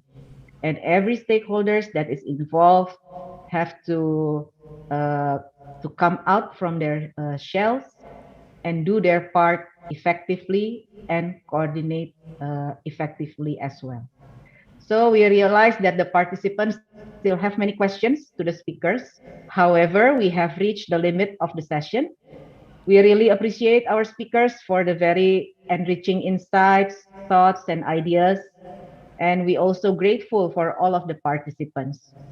We do hope that through this event, together we can realize the strategic partners collaboration between industry and scholar community. Thank you very much and stay healthy. I'm giving back the screen to the master of ceremony. Thank you. Thank you to the honorable moderator and distinguished speakers. To the moderator and all speakers, before we close the session, we would like to invite you to take a picture for documentation. Please turn on your camera.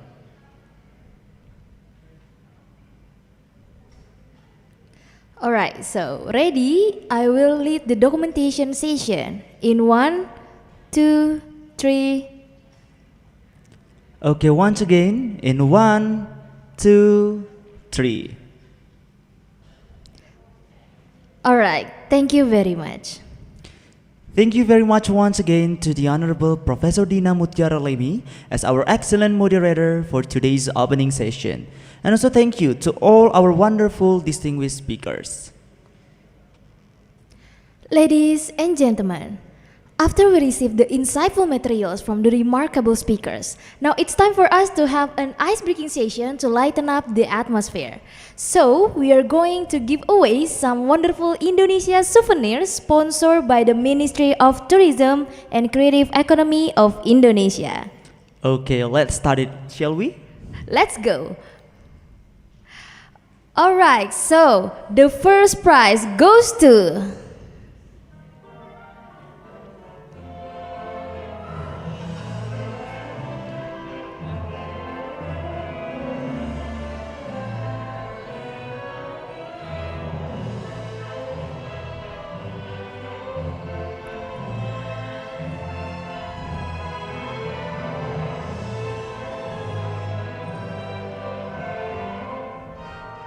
Congratulations for Alu Widuri Fitrianingsih from Poltek Lombok, Indonesia. Wow, congratulations once again. All right, we're going to the second prize goes to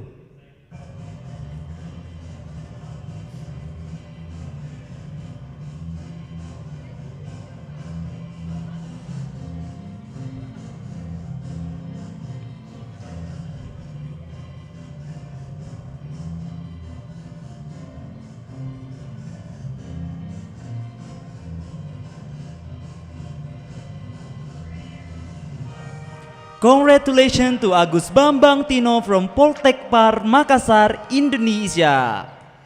Next up to the third prize goes to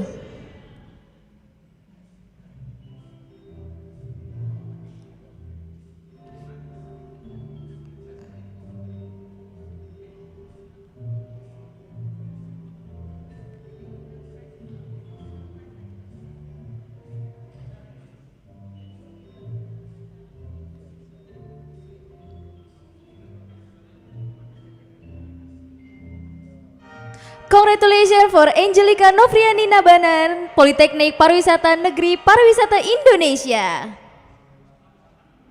Alright, for the fourth prize goes to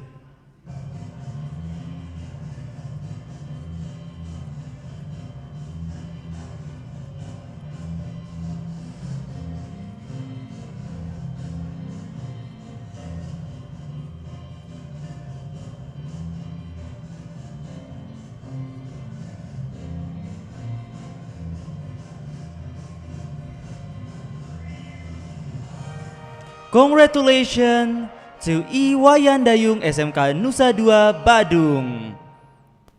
Okay, let's move on to our last prize. The fifth prize goes to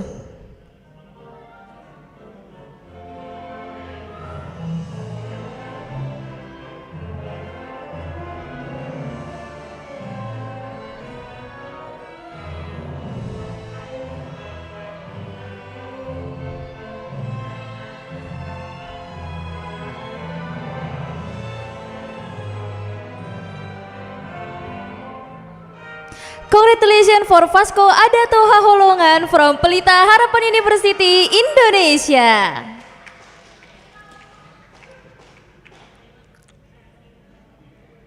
Congratulations to all the winners.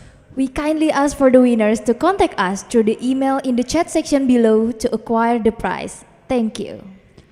Ladies and gentlemen, let's move on to our next agenda.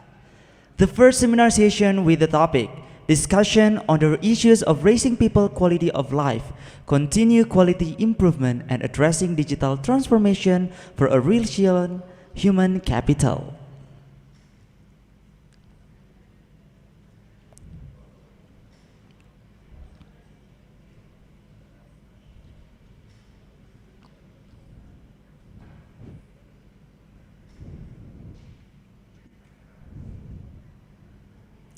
First, we would like to inform you that in this session, there will be presentation from the speakers.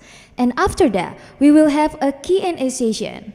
So for all the participants who would like to ask questions, are requested to drop the question in the Q&A box below.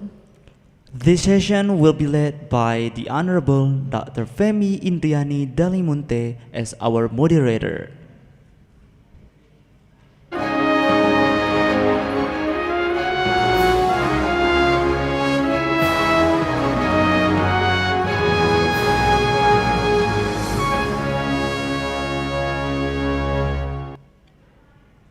Good morning, Dr. Femi. How have you been in this wonderful morning?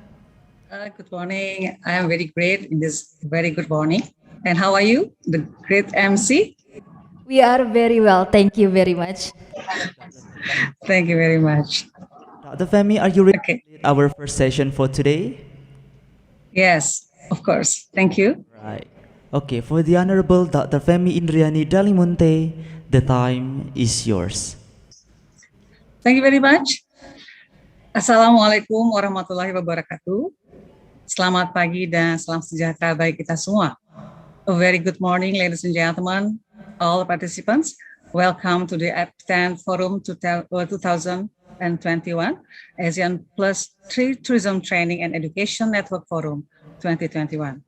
Warmest greeting from Medan Tourism Polytechnic in North Sumatra. Horas! Our distinguished speakers, ladies and gentlemen, Horas is a traditional greeting from North Sumatra. It means hi, hello, and God bless you. Usually, if we greet people by saying Horas, so they have to greet us back by saying Horas too. So, how if we do it once again? Please unmute your microphone and we start with these traditional greetings. Horas, is it okay? Okay. Let's start the greetings. Horas! Horas! Horas! Horas! Horas! Horas! Thank you very much. His Excellency Dr. Sandiaga Salahuddin Uno, the Minister of Tourism and Creative Economy, Republic of Indonesia. The Honorable Dr. Lee Guanglan, the Assistant Director for ACT and Tourism for ASEAN Secretariat. The Honorable Mrs. Dr. Andani Wayan Giri Atnyani, MSc HE, the Permanent Secretary of the Ministry of Tourism and Creative Economy, Republic of Indonesia. Mr. Faisal, the Head of Human Resource Development of the Ministry of Tourism and Creative Economy, Republic of Indonesia. Mr. Andar Danova, the Acting Director of Bandung National Institute and also as the host of Apttten 2021. Distinguished speakers, participants, colleagues, researchers, consultants, practitioners, ladies and gentlemen. It's a great honor for me to conduct this session as the moderator. First, let me introduce myself. I am Femi Dalimonte from Polytechnic Pariwisata Medan, not from Pelita Harapan actually. And currently, I have been appointed as the Vice Director at Polytechnic Pariwisata Medan. And on this special session with the topic National and Global Challenges, we will discuss on the issues of raising people quality of life, continued quality improvement, and addressing digital transformation for resilient human capital. And we have invited 4 distinguished speakers. And before we start the presentation, I will introduce all the speakers. The first speaker is Mr. Ramesh Jackson, the Marriott International's Area Vice President Indonesia. Mr. Ramesh, how are you?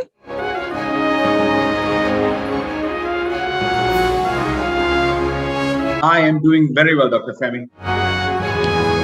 Okay. Thank you. Mr. Ramesh Jackson is the Marriott International Area Vice President Indonesia. Before his current role, Ramesh served as Vice President Asset Management as well as Director of Finance, Corporate Finance, multi-brand leader, General Manager in various Marriott International properties. And before devoting his work full-time in Marriott International Asia Pacific, he served as Assistant Director of Finance with the Maui Marriott Hawaii. And Mr. Ramesh earned his triple degrees, Bachelor of Science, Accounting BA, Finance and MBA, and Finance at the University of Central Oklahoma. Let's give a big virtual big hand to Mr. Ramesh Jackson.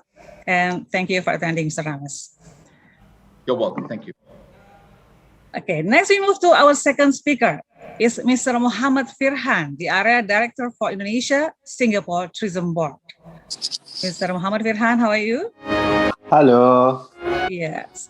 Mr. Muhammad Firhan Abdul Salam joined the Singapore Tourism Board in 2009, and he is currently STB's Area Director for Indonesia, based in Jakarta. This is his third posting to Indonesia. The first stint as Post Manager in Jakarta from 2012 and 2014, and he was then posted as Area Director, Middle East and Africa, based in Dubai from 2014 to 2017. He was then tasked with the opening STB's latest regional office in Surabaya, covering East Indonesia as its Area Director for 2 years, from 2017 and to 2019. Let's give a big warm welcome to Muhammad Firhan. Hello, Bu. Thank you for your attendance, Mr. Firhan. Hi. Thank you. Okay, and the third speaker is Mr. Andar Danova Gultom. He is Acting Director of Bandung Institute of Tourism. Mr. Andar Danova, how are you? Horas. Horas. Okay, good, Mr. Andar. How are you, Mr. Andar?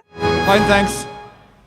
Okay, Mr. Ander finished his bachelor degree at the Institute of Public Administration. He continued his Master of Science and Hospitality Management at Bournemouth University in 2001. And currently he is pursuing doctorate degree, majoring in Management Science in Indonesia University of Education.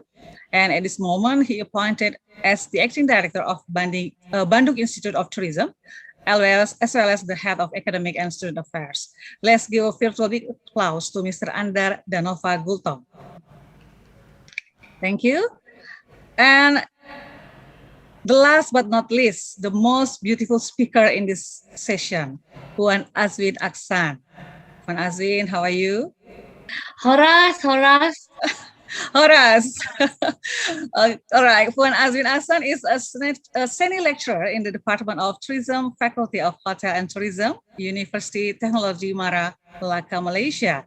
She is currently pursuing her doctorate PhD on cultural and heritage tourism experiences as resources for the sustainable community development. Let's give a virtual big hand to Puan Azwin Aksan. Thank you, Puan Azwin, for attending. Thank you. And distinguished speakers, ladies and gentlemen, in the session, each speaker will have 10 minutes for the presentation. So it has to be very concise and clear.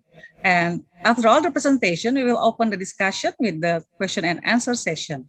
So ladies and gentlemen, the participants of this forum, if you have any question, please feel free to write down in the chat box and mention to which speakers the question is dedicated to. And I will read the question that will be answered by the speakers. Thank you very much. And first, we would like to invite the first speaker, Mr. Ramesh Jackson, to do the presentation. Mr. Ramesh, are you ready? I'm ready, Dr. Femi. Okay, all right. The floor is yours. Thank you. So, honorable ministers, distinguished speakers, ladies and gentlemen, and Dr. Femi, a very good morning and a warm welcome. My name is Ramesh, as Dr. Femi said, my name is Ramesh Jackson, and I head Marriott's business here in Indonesia. I've been here 2.5 years now, so I got here just before COVID hit. So on behalf of Marriott International, I'm honored to be addressing all of you virtually today as part of the ASEAN +3 Tourism Training and Education Forum on National and Global Challenges from the perspective of the hospitality industry. So we can go to the first slide. So the challenges over there, ladies and gentlemen, over the last 20 months, the travel industry has faced incredible challenges due to the global pandemic. But it's great to see that meaningful improvement in global trends in the third quarter, despite the impact of Delta variant during the second half of the quarter. Obviously, this includes things here in Indonesia. So to me, from my perspective, the hospitality industry has three major challenges. First being stabilized recovery or lack of stabilized recovery, financial longevity or financial stability, and the third one, which would be very appropriate for the audience today, given we have lots of students on the call. So we will elaborate further on the financial longevity and talent over the next couple of slides. But if you can go to the next slide, we will start with recovery. So this is gives everyone an idea on Marriott's global recovery terrain. So given we are one of the biggest hotel operators in the world, it kind of tells you, it also represents the hotel recovery, global recovery of our business. So the COVID-19 pandemic and the resulting global lockdown has dramatically affected the acceleration of room occupancy recovery this year. Most of our regions saw considerable improvement in the third quarter compared to the second quarter. Give everyone an idea. Q1 to Q3 has been stagnant at 31% Asia Pacific, excluding China, in comparison to 2019 data. I'm getting an echo. I'm not sure if it's me. Dr. Femi, can you still hear me? Yes, of course, Mr. Ramesh. Okay. I'm sorry, I was getting an echo. Okay, it's okay. So Middle East and Africa, ladies and gentlemen, leads the way in terms of recovery.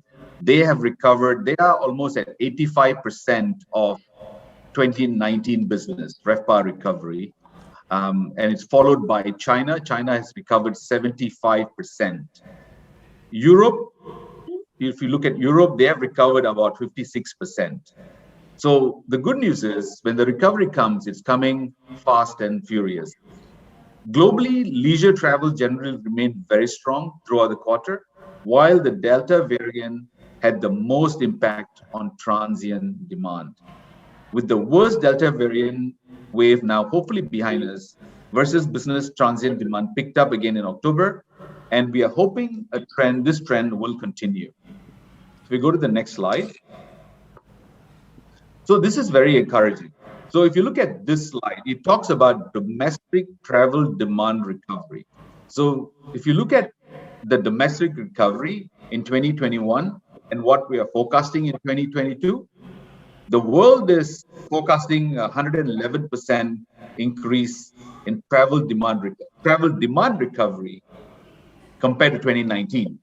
So if you look at this number in Asia Pacific, whilst we are lagging a little bit behind at 77%, in Indonesia at 71%, in 2022, we expect this to be very strong. So we expect more in Indonesia, for example, we expect more Indonesians to travel in 2022 versus 2019. That's what that tells you, the 111%. International travelers, not so strong. So we are expecting, for example, in Indonesia, our recovery will only be about 37% compared to 2019.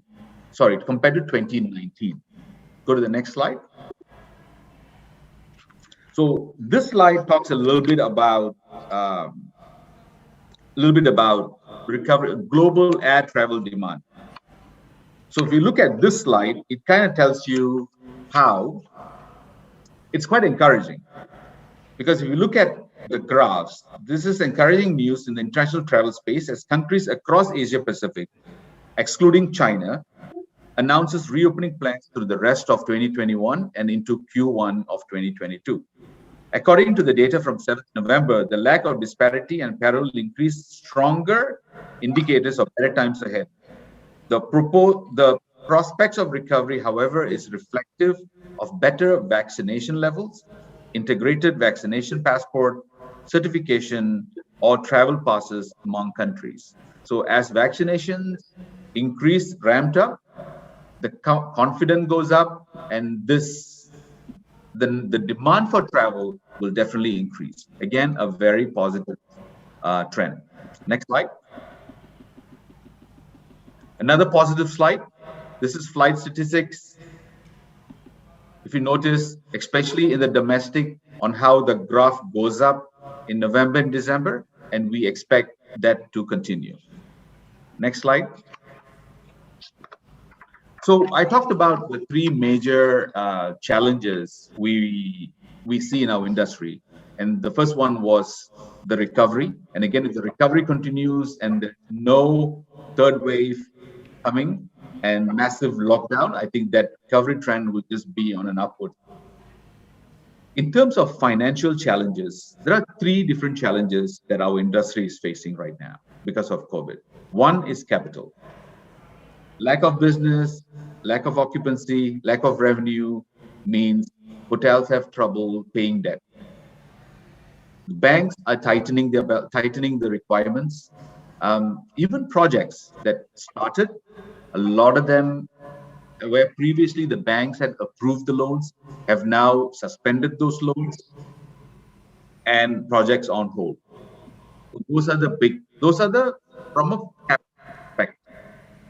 From a cash perspective, because the hotels lack cash, it becomes a massive challenge in one, keeping the associates employed or the staff employed, and number three, maintaining the assets at a good acceptable level. Next slide. This is where we are with talent. The third biggest challenge we are seeing right now is talent.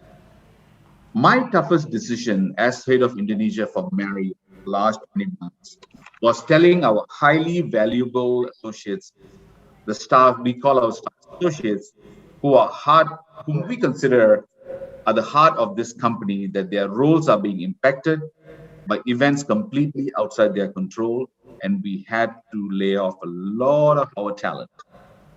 Globally, 150 million employees lost their job in the last 20 months. These are just travel and tourism related jobs were lost. It was very significant. We navigated through these challenges throughout and respectfully by never losing sight of our guiding principle of putting people first and considering the changing business condition. But the crux of it all is that employment in the hospitality industry is under significant pressure, with talents leaving the industries that are less impacted by COVID. When industry let go a lot of our employees, we were under the impression, or we thought, when the business comes back, when the recovery is there, a lot of the employees will come back to the industry. What we are discovering now, as the markets open and as hotels occupancy rise, a lot of the employees are not wanting to come back to the industry.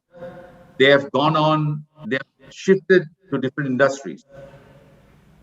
So in the short term, it's going to be one of our biggest challenge, not just in Indonesia, in Asia Pacific, but across globally, will be to secure talents to run our hotels and other tourism businesses.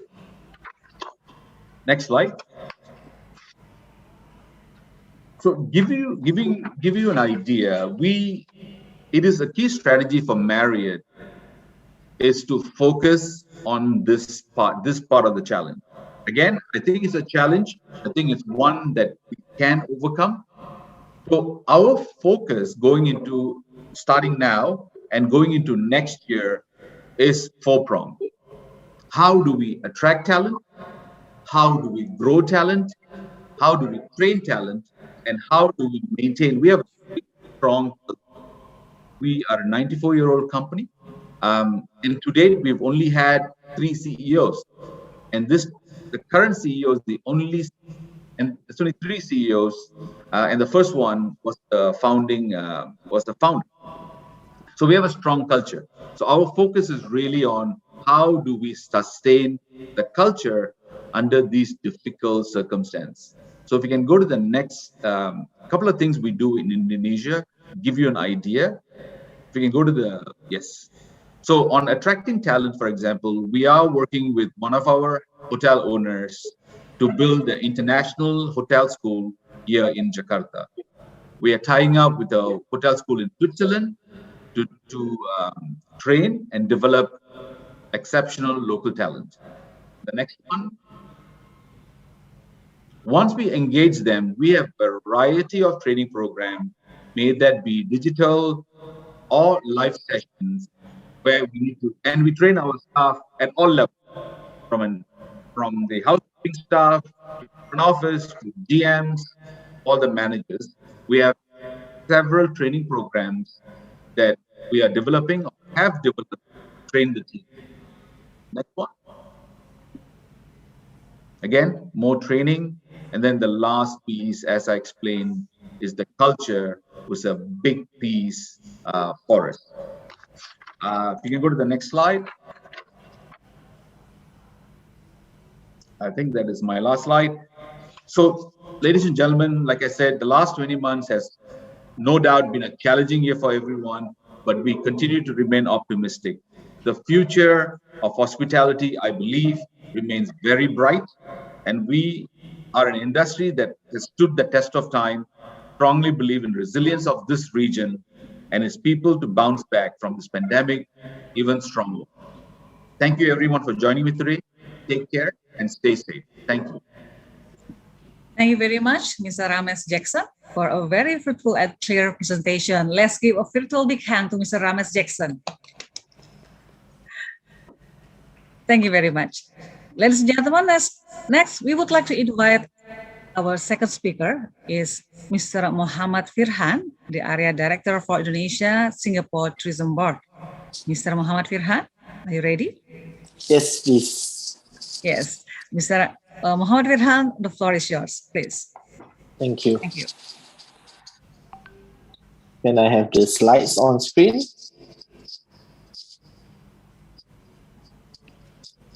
Thank you. Good morning to distinguished guests, speakers, and friends from the ASEAN +3 community and Dr. Femi. Thank you. My name is Firhan. I'm from the Singapore Tourism Board. Today, I'm very happy to share Singapore tourism and STB's journey and experience towards digital transformation for resilient industry. I'll talk about generally what we are doing in Singapore for the tourism industry and also touching a bit on MICE. The COVID-19 pandemic is truly unprecedented, and I think is disruptive to say the least. But I think it also gives us an opportunity to reset, rethink, and redesign not just experiences for tourists, but also for the industry. In terms of the processes, the systems, and the people, so that we emerge stronger. Can I have the next slide, please? Next.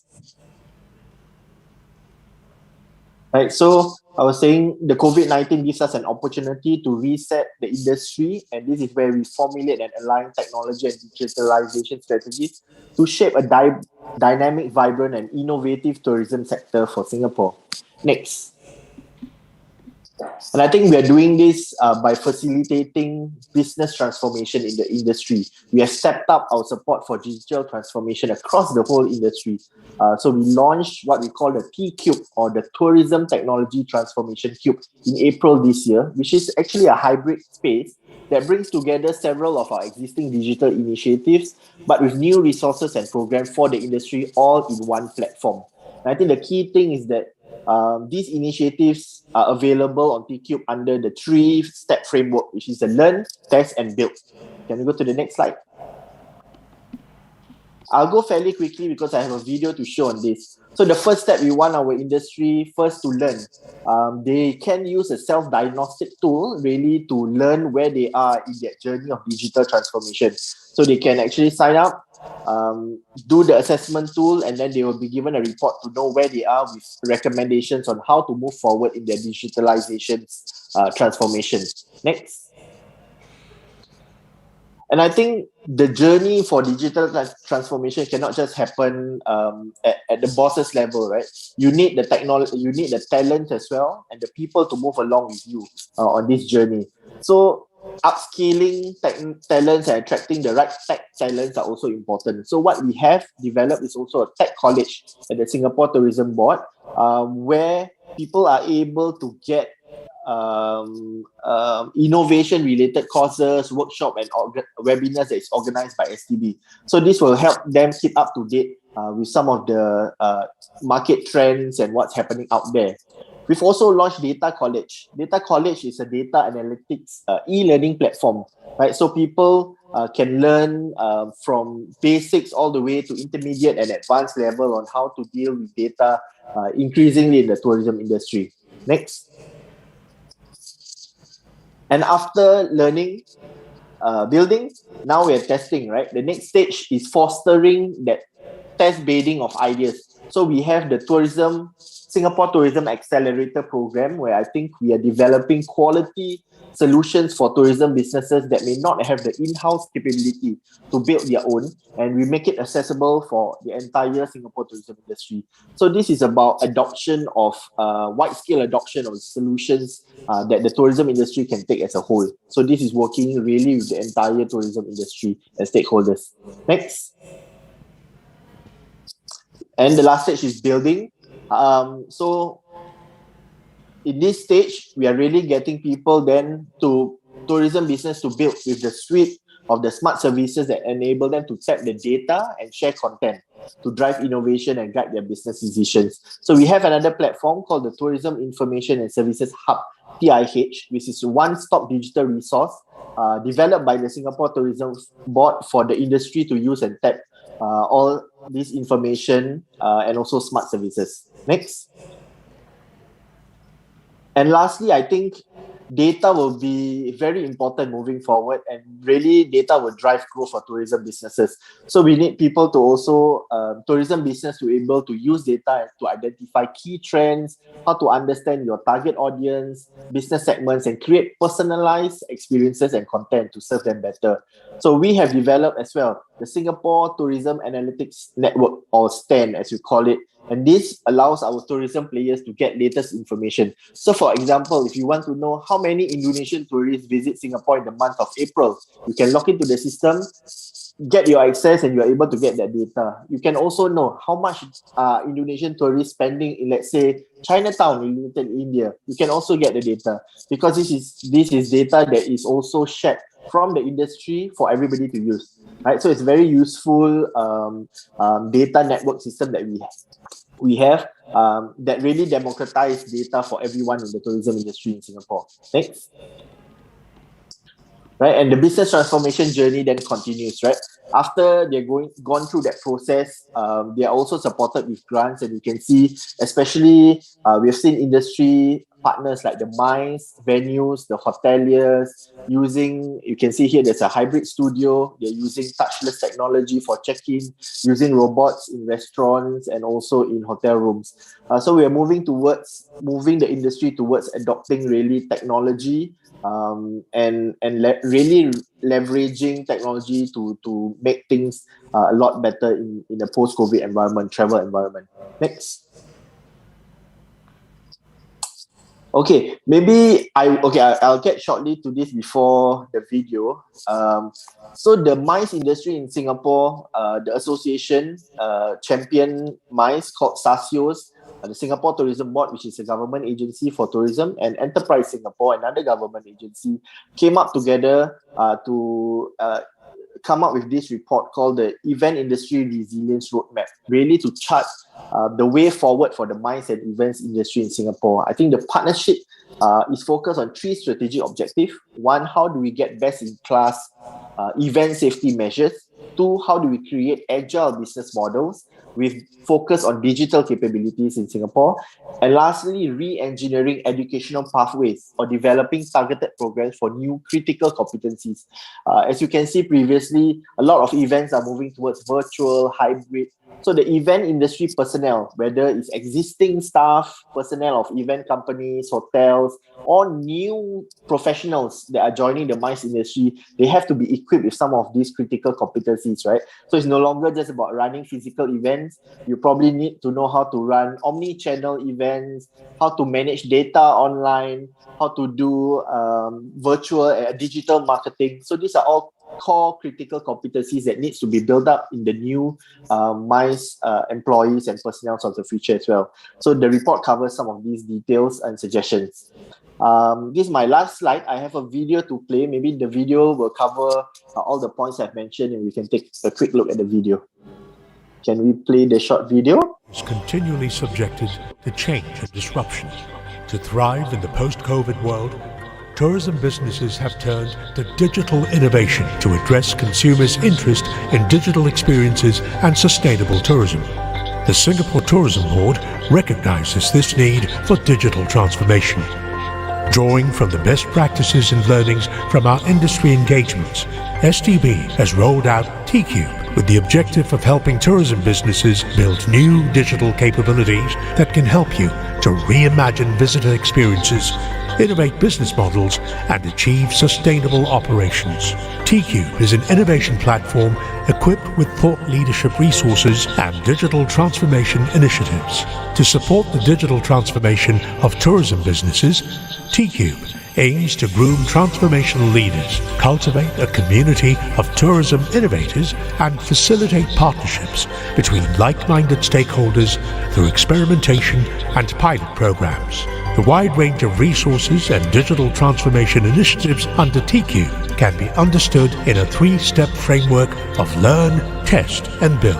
Under learn, you will be part of a community of tourism innovators, gaining insights into cross-industry trends and applications, and identifying gaps to embark on the digital transformation journey. With initiatives like the Tourism Transformation Index, your business can access this self-assessment tool with diagnosis on the current transformation climate, Data College and Tech College aim to equip the industry with knowledge, competency, and tools to harness technology, innovation, and data analytics. Thought leadership conferences and curated case studies will be available under Learn to help you develop new capabilities and implement digital practices for your business. With these initiatives available on T-Cube, your business can take the first step forward in this digital transformation journey. After learning, you move on to test. Here at T-Cube, you can bring ideas to life through experimentation. Under test, the Singapore Tourism Accelerator will help you source for the most innovative tech solutions to pilot and address business challenges. There will also be programs with consultancy services for high-level digital transformation roadmaps, as well as design thinking workshops to prototype user-centric solutions. Additionally, you will have the opportunity to engage in innovative projects, such as running proof of concepts and pilots. These initiatives will help your business to de-risk while testing new concepts and ideas. From there, you will be guided to the final step, build. To build, T-Cube encourages you to leverage upon a suite of common smart services developed by STB. For example, the Tourism Information and Services Hub, or TIH, is a resource platform allowing tourism businesses from all over the world to connect, access, and share Singapore tourism information. The Singapore Tourism Analytics Network, or STAN, is another service provided. It's a data analytics platform that provides actionable insights on visitor data. Under Build, you can look forward to building augmented reality capabilities through access to a library of ready-to-use 3D assets, as well as AR standards. Through T-Cube, you can kickstart your business's digital transformation journey using this Learn, Test, Build framework. Here at the T-Cube space, we encourage you to participate in events such as cross-industry sharings, workshops, and innovation showcases. It's also a platform for you to meet like-minded partners and embark on innovative projects. Join the community of tourism innovators and future-proof your business with new digital capabilities at T-Cube. Kickstart your business's digital transformation journey by finding out about the relevant initiatives on T-Cube's website.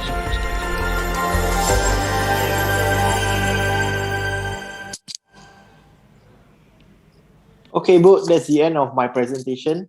I hope that was Alright. useful for everyone. All right, thank you very much, Mr. Muhammad Firhan. Let's give a big hand to Mr. Muhammad Firhan. Thank you very much. And then we will move to the next speaker. Next speaker is Mr. Andar Danova Gultom, is Acting Director of Bandung Institute of Tourism. Mr. Andar, are you ready for the presentation? Yes, I'm ready. Okay, Mr. Andar, the floor is yours, please. Yes, thank you very much. Mrs. Femi, thank you for the opportunity you have given.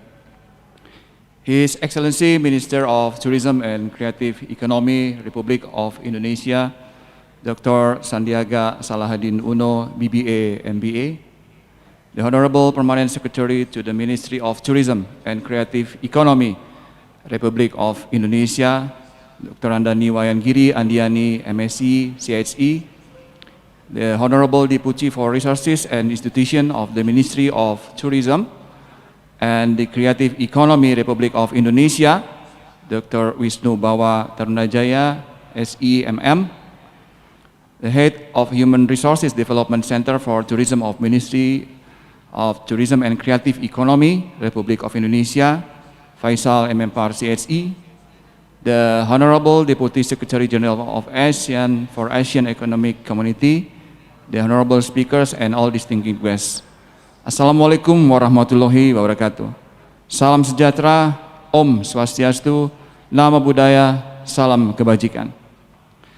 My name, Andar Danova L. Gultom, Acting Director of Bandung Institute of Tourism, allows me to, from Bandung Institute of Tourism, to continue the next presentation.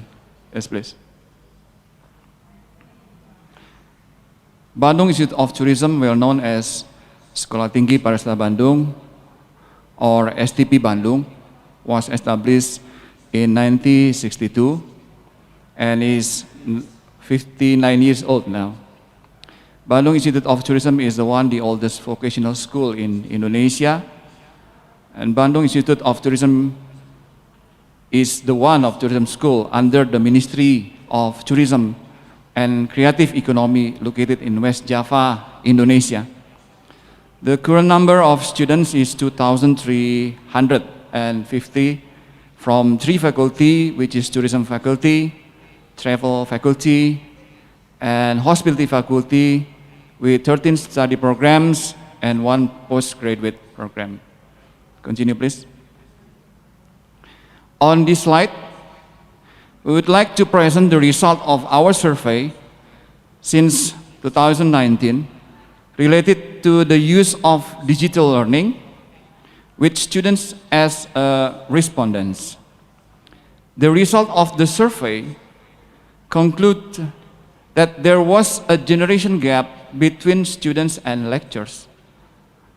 The current generation of lecturers represent Generation X and Y, while our students from the millennial generation and Z generation. Then from the data, it can also be concluded that there has been a transformation of learning change that were previously conventional learning and were encouraged to align with digital platforms, while information and technology infrastructure has not been able to support this learning, and there is resistance in the change from a conventional mindset to learning using high technology of learning. In addition, a comprehensive blueprint manual for the use of technology has not yet been developed, so that it is used only within certain units. On the right below is the cover of documents of the survey results report that we have conveyed to the all lecturers, students, and educational administration staff. Continue, please. On this slide, we provide an overview of how we accelerated the transformation of digitization since 2018. In that year, the leadership had conveyed to all lecturers to use e-learning in strengthening the blended learning model. At the exploring stage, some lecturers have been able to carry out learning by using videos, online learning application. In the next stage, which doing digital, the lecturer is able and understands how to use in the learning management system properly. And at that state of becoming digital, lecturers can innovate learning, innovation with various applications and other platforms. And of course, hope that next year until 2026, Bandung Institute of Tourism can implement it as a digital campus. Yes, please. In the previous slide, we described in the form of certain programs. Firstly, the existence of digital leadership, which began in 2018 in the academic department, so that lecturers can develop themselves using a learning management system. Secondly, Bandung Tourism Institute in the development of learning technology in 2019 collaborate with external parties who are very professional in improving and developing learning management system. Thirdly, in 2020 and 2021, the academic department often conducts coaching and training both individually and in groups, and at the end of the semester, always evaluates learning to all lecturers, students, and education staff, and it is hoped that after that period next year in 2022, digital becomes habitual in learning activities, either in class of theory and training class. Next, please. This slide shows how we can adaptable to the use of technology in student training with 3 conditions referring to the national regulation of pandemic COVID-19. In the first phase, we call it chaos because at that time, 100% it was working from home. Then the training program was using live streaming technology, Zoom meetings, and video tutorials. The pandemic is getting better by allowing 25% attendance, and we call it the recovery phase. And in that phase, we carry out 2 learning models, which is include training for quarantine and our hotel training with tight scheduling and time restriction, and theory classes carry out fully online with a learning management system. In the current phase, it is entering the next phase, which is the normal phase, starting from September 2021, with a practice of 50% attendance and several study programs carrying out training through the technological tools, which is augmented reality in the travel department and tourism department. Next slide. This slide shows the ecosystem built by the Bandung Institute of Tourism. The conclusion of this slide is that every online learning activity, it is always reported to the National Academic Data Center, which is we call PDDikti, and always ends with the evaluation and monitoring by the Internal Academic Information Center, which is we call Pusdamik. Continue, please.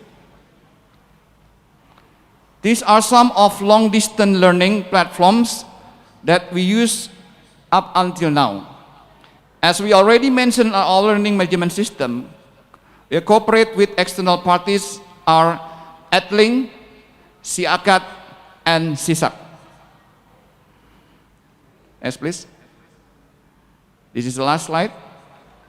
This is our dream in the future in the development of information technology and communication and developing academic capacity with 3 quick wins and other priorities.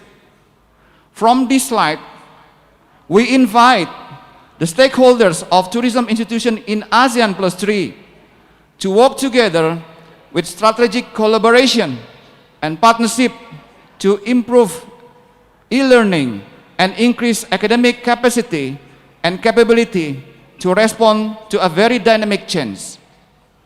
The priority is ubiquitous education, which is focused on developing learning models that provide development in synchronous learning and asynchronous learning and strengthening the virtual education ecosystem. The second priority is the development of ICT infrastructure by strengthening the network operating system, then big data, and also blueprint standard and procedure. And the third priority, which is relates to our topic right now, addressing digital transformation for a resilient human capital, is the development and improvement of human skill by strengthening 4 aspects, which is our digital culture, digital policy, digital skill set, and digital community.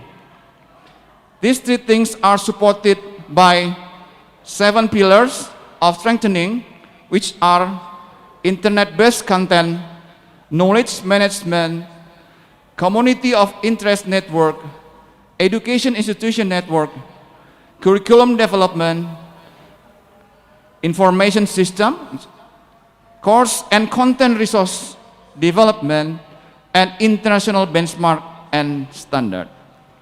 That's all from Bandung Institute of Tourism. Thank you very much. Wassalamualaikum warahmatullahi wabarakatuh. Om Santi Santi Santi Om. All right, thank you very much, Mr. Andar Danova. Let's give a big hand to Mr. Andar Danova for the great presentation. Thank you very much. And next, we move to the last speaker, Puan Azwin Aksan, Senior Lecturer in the Department of Tourism, Faculty to Hotel and Tourism, University Technology Mara, Melaka, Malaysia. Mrs. Azwin, Puan Azwin, are you ready? Hello. Hello. Yes. Oh, Nazrin, the floor is yours. Can you hear me? Yes, yes, very clear. Thank you. Oh, I thought there are 5 speakers, so I was waiting for the other one. We just have 4 speakers at this moment, Puan Nazrin. Okay. Okay, thank you. The floor is yours, Mr. Azrin.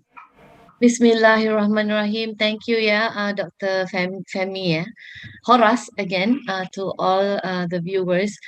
I think we've heard very interesting presentations from this session, and I'm not sure if I am actually going to be addressing the right slides right now, because everybody's having their own challenges right now. But I think I'll be coming from the perspective of universities and institutions in terms of our challenges in producing resilient human capital.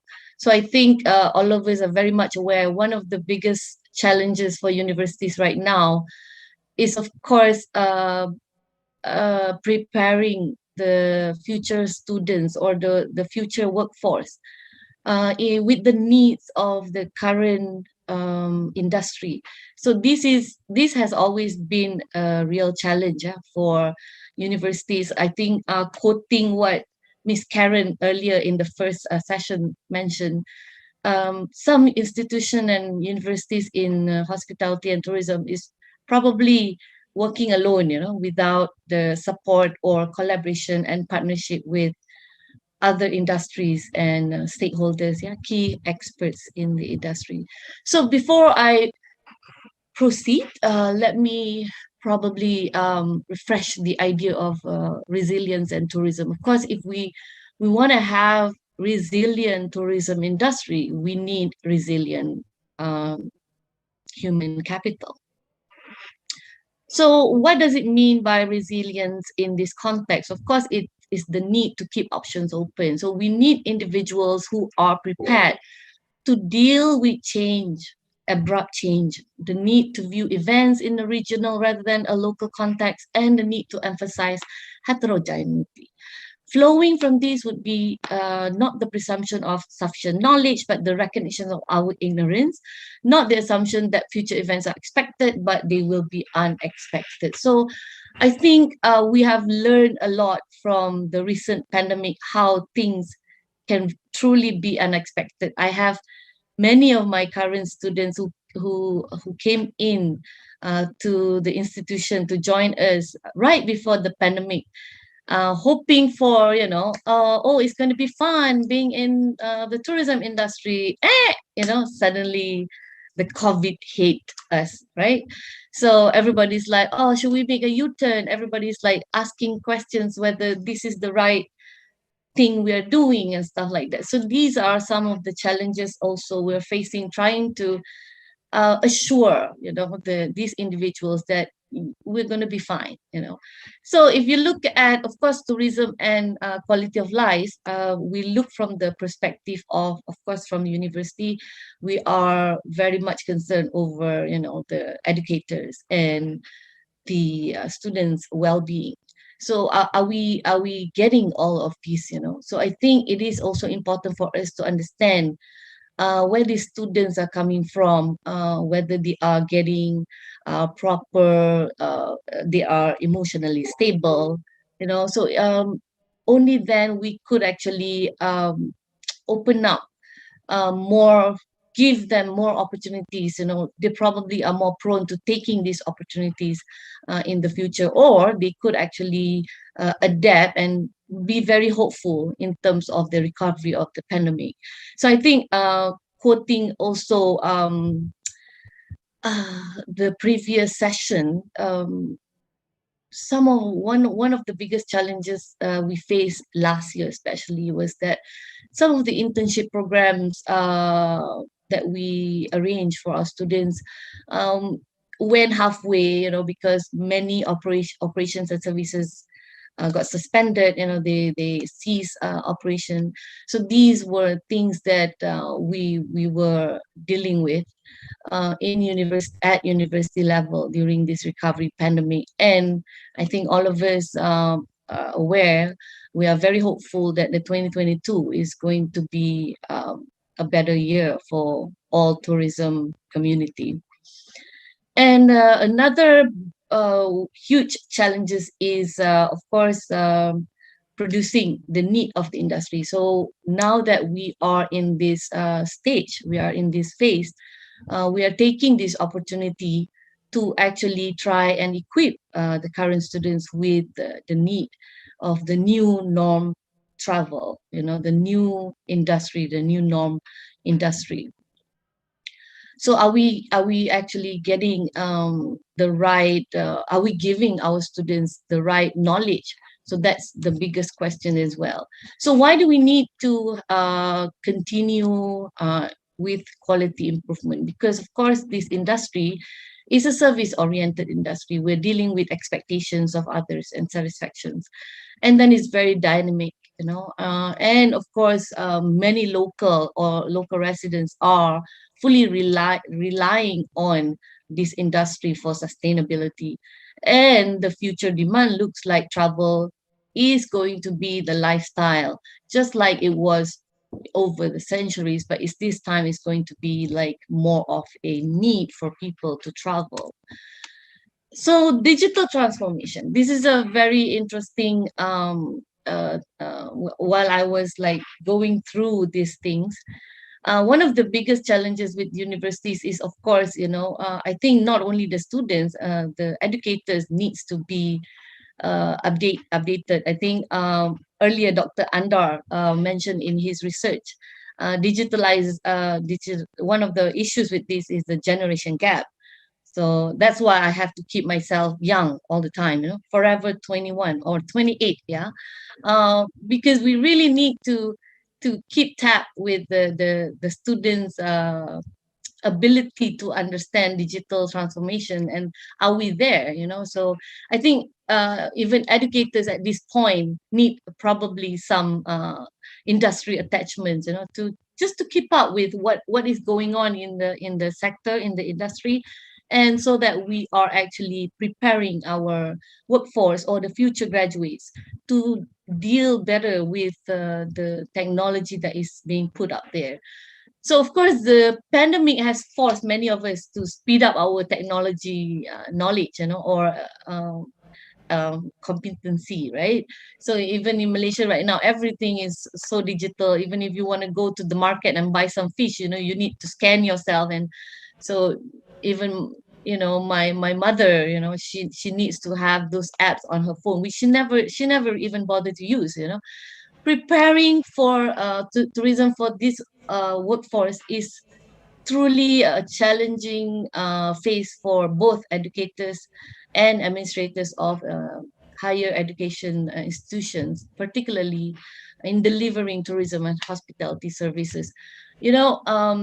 Throughout this pandemic, we've had some issues with some vocational education, for example, the culinary and the hotel services and food and service. So these teachings are not possible to be done on e-learning. So e-learning is, of course, the new thing that we are adapting right now. And with theories, sharings, and all that, of course, it is possible. But with practical implementation, I think this still needs more research and innovations to be done. And I think it calls for a stronger partnership between universities to see what are the things that we could actually adopt in improving our teaching abilities.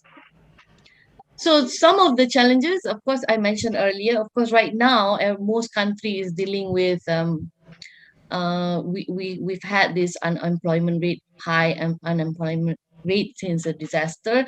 Therefore, many of these unemployed, they turn into universities and to do refreshers course or to advance themselves further and stuff like that. So we are receiving a lot of demand in this context. And of course, digital transformation, I mentioned, we are dealing with all the big data and data analytics. So I think educators right now needs to really properly equip themselves. And with suspensions of hotels, and we have problems with internship attachment for our students as well as for the educators. So we're not able to meet, and provide them with the adequate practical implementation practices. So, and then of course there is increasing industry needs right now. Tour guides, for example, they are doing refreshers course online, e-learning, and these are some of the other tourism challenges that of course affects the future workforce and the future graduates. Climate change, we're dealing with that right now, and over tourism, with domestic tourism being the thing now, we are experiencing over tourism. In that aspects, we're not able to fully utilize the conditions to equip the students with this kind of experience because of the careful stage of the recovery period. Nature and human disasters, and definitely. So how do we produce resilient human capital? I think the presentations earlier highlighted some of the key requirement or criteria for resilient human capital, so which probably universities and institutions needs to address in our effort to produce the needs of the industry. So looking at the basic of needs, we need to, of course, be sensitive over the needs of the well-being of our future workforce. Are we addressing their personal things, because people are dealing with the emotional stress, continuous emotional stress due to this pandemic. So I think it is important that we address the basic concerns of individuals in order for us to really be able to produce resilient and better adapting to change human capital. And Dr. Joy Kim earlier mentioned about free internship. Okay, this really caught me. It's very interesting. I think it is important that the industry is sensitive over this, because I'm not suggesting all everyone is taking free internship student. We understand of course we are paying the minimal for internship because we would love to we are also at the same time training them to be better individuals in the industry. But I think basic needs, we still need to address that. So I think free internship is a huge challenge when we send our students. So at least we would like to protect them and make sure that they actually are able to meet their basic needs when they are performing their work. So I think universities find that challenging as well, looking for industry. So what are some of the strategies that we could do through education in terms of trying to provide resilient human capital? Of course, we look at university collaborations. I think this Apttten 21 is an excellent effort, trying to bring universities together and identify our competency and see whether we could match our resources. Student advisory, I think we need a good student advisory within the hospitality and tourism sector, so students can understand what are their rights, when in dealing with courses and internship programs as well. Of course, this is a very important thing. I think universities and industry should probably come up with stronger ties, collaborations and partnerships in terms of trainings, rather than we send them once and then we stop sending, and universities can find it very difficult to simply just identify a new internship placement because of the standards of operations.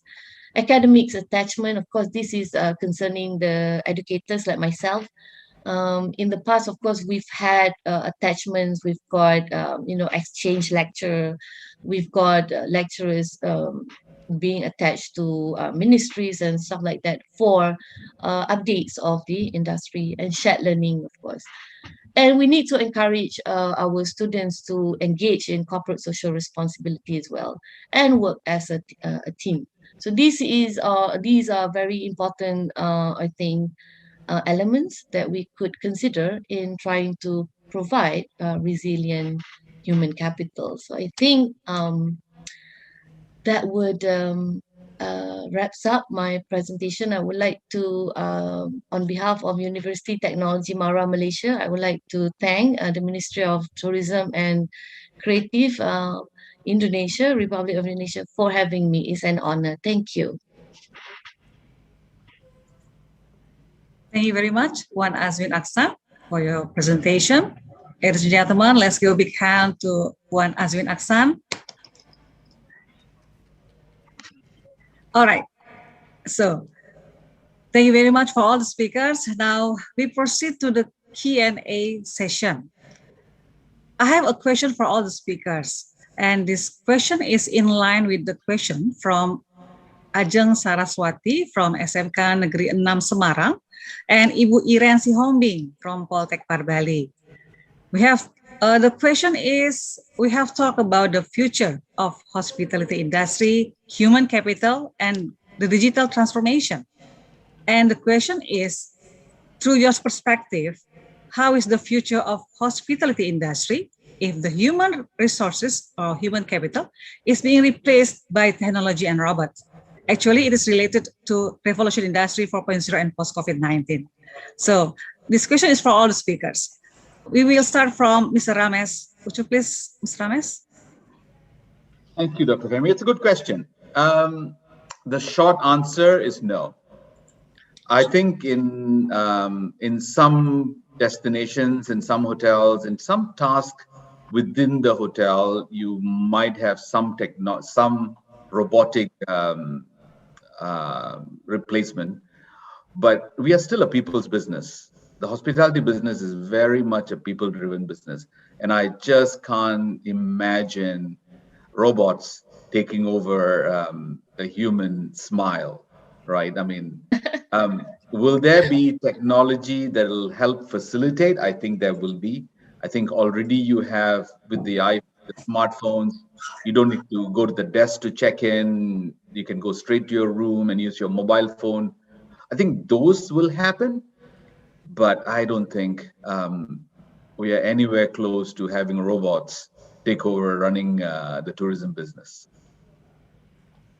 So that's my belief of the future. Thank you, Dr. Femi.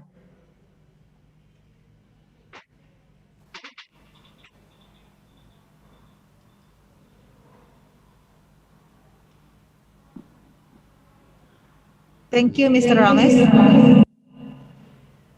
Thank you, Mr. Ramesh. So next, we would like to invite Mr. Muhammad Firhan. Sure. I think I echo the same sentiments. I think the heart of the travel and tourism or hospitality business is the people, right? And I think humans are irreplaceable in this sector. I think maybe because of the COVID-19 pandemic, it had just accelerated digital adoption. But this digital adoption is really to enhance maybe visitor experience and also to augment some of the processes involved in running tourism businesses.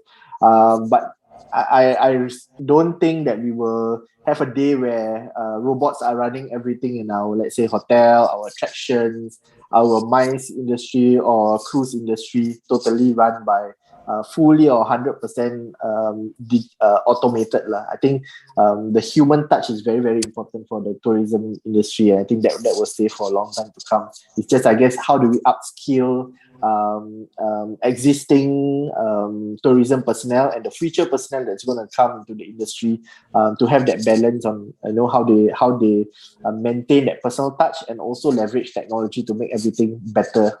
Yeah, that's my take. Yep. Okay. Thank you very much, Mr. Firhan. Next, Mr. Andar Danova, please.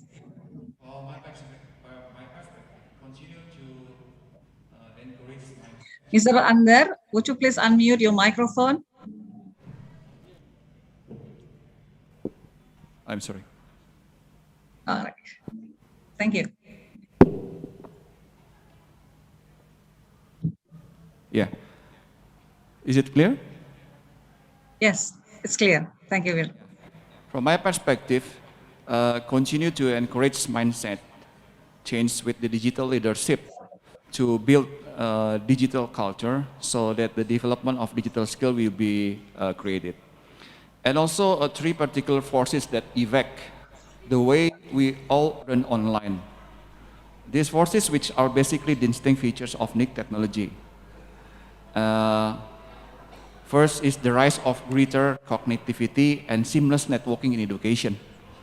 Second, the development of global education as an approach to interdisciplinary study. And third, the virtualization of information through computer networking. Thank you. All right, thank you very much, Vander. And next, Puan Azwin, please. Well, I have to agree on this question with all the three speakers. I don't think robot is ever going to replace me. Even I think my students they get really upset if I record myself, and in a lecture, and then I let them listen to my lecture. They'll be like, it's really not fun listening to you, Puan Azwin, without that interaction, like listening, and then I can pause you. So even I'm not a robot, even if I record myself, they get really bored. So imagine having a robot to give you a lecture, So I think that explains it. All right. All right. Thank you, Puan Azwin. I agree for all the answers from all the speakers. And thank you very much for all the speakers for answering all the questions. And finally, we have to come to the end of the session. And before we end the session, I would like to ask each speakers to convey a closing remarks, starting with Mr. Ramesh Jackson, please. I would simply say to all the students out there that are listening in to this session, you've joined a great industry. I think our industry is going through a little bit of a pain, but it is on a robust recovery mode. And I think over the next 2 years, we will be back to the old glory days. Things will change. How we do business will be slightly different, but it is still a great industry to be in. And I look forward to having you join one of our hotels around the world when you graduate. So wish you all the best in the meantime, and please stay safe. Okay. All right. Thank you, Ms. Ramesh. And next, Mr. Muhammad Firhan. I think to all the students out there, tetap semangat and stay, I think, positive and optimist. Like Mr. Ramesh said, I think we are going through a very interesting time in the tourism and hospitality space, but the light at the end of the tunnel is there. I think most countries are starting to open up for travel again. The recovery is clear. So stay optimistic, stay positive, and yeah, I guess we look forward to welcoming you to Singapore soon too. Oh, yes, of course. We're very glad to. All right, Mr. Firhan, thank you very much. And then Mr. Andar Danova. Yeah, this is my quote. I don't do teaching for a living. I love teaching as my doing. And technology has amplified my passion for doing so. Thank you. Thank you very much, Mr. Andar Danova. And the beautiful one, Puan Azwin Aksan. Hello. Thank you. I would like to give this message to first my students out there. I think all of them are watching us right now. Stay strong. We will survive. I would like to sing you a song, but I think I'm only given 1 minute. I would actually say, we will survive. Yeah. Yes. Yes, of course. Thank you very much, Puan Azwin. And once again, let's give a big virtual big hand to all our distinguished speakers. Thank you very much for the fruitful and great discussion. And we hope in that 2022, tourism and hospitality industry will have a better possibility to develop a rebound. And as Puan Azwin said, we have to stay younger so that we can embrace and adapt the digitalization as the millennial generation. Don't you think so, Puan Azwin? Yeah. Yes, stay younger. Never ask us Yeah, our have age. to survive, Never. right? Forever Yes, we have to survive. 27. Okay, very good. Thank you very much, and thank you for all participants. Thank you for participating in this forum, and see you. Thank you. Thank you, Ibu Femi. Thank you, Dr. Femi. Thank you, Bye-bye, Dr. Femi. everyone. Thank you, Nice everyone. meeting all of you. Hope to see you guys. Bye. Nice to meet you. Thank you to the honorable moderator and the distinguished speakers. To the moderator and all speakers, before we close the session, we would like to invite you to take a picture for a documentation. Please turn on your camera.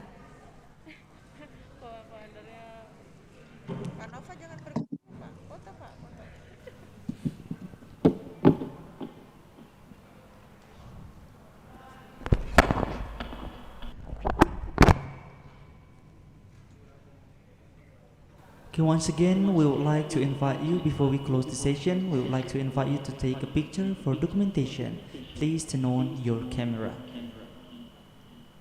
Okay.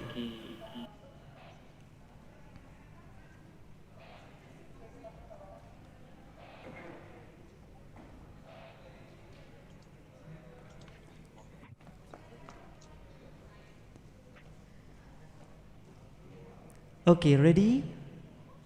I will lead the documentation session in 3, 2, 1.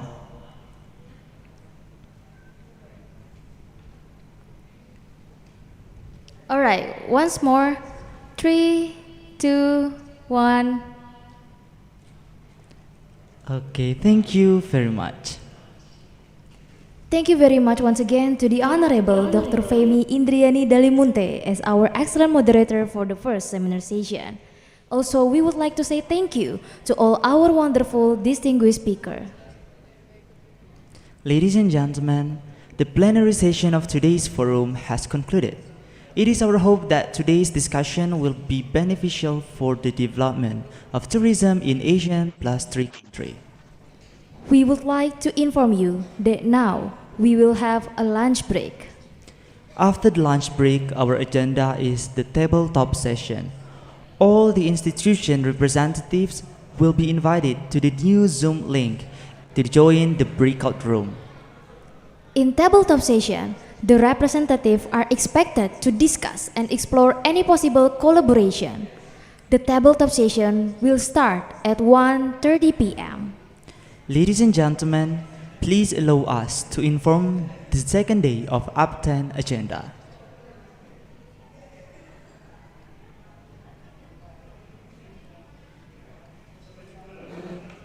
Tabletop session will start at 9 a.m. The plenary session will start at 1 p.m. Second seminar session with topic Innovative Vocational Education will start at 1:45 p.m. The third seminar session with the topic Vocational Education Performances will start in 3 p.m. Thank you very much to all the excellencies, distinguished guests, our honorable moderators and speakers for today. Ladies and gentlemen, the plenary session of Apttten Forum 2021 Day 1 has concluded. We hope to see you again tomorrow in the second day of Apttten Forum 2021 with the same Zoom link at 1 p.m. Thank you very much once again and have a wonderful day.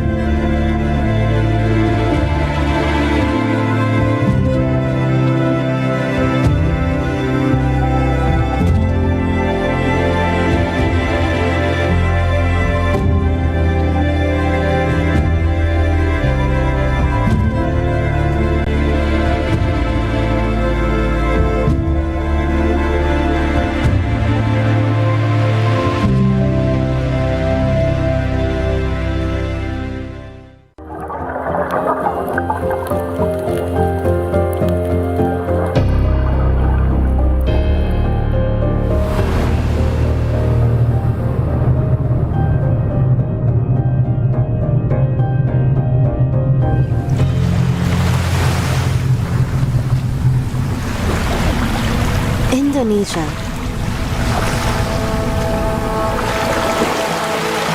Strategically lies in the heart of Coral Triangle.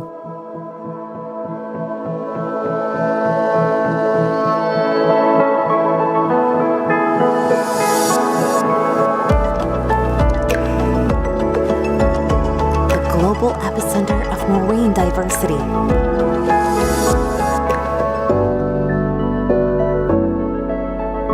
Beyond doubt is a diverse paradise.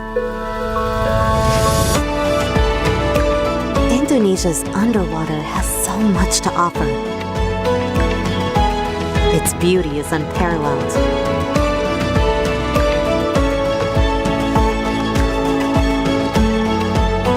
And the excitement is limitless.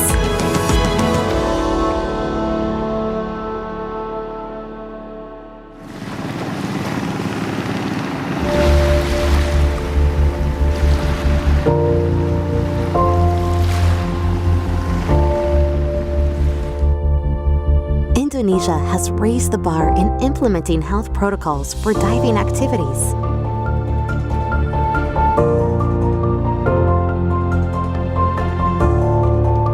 Nothing is left to chance, so that we can go back and enjoy the fun of diving in Indonesia again.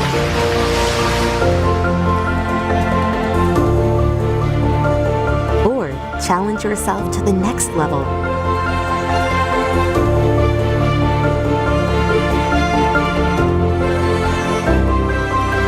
Or maybe a visit to the remnants of history.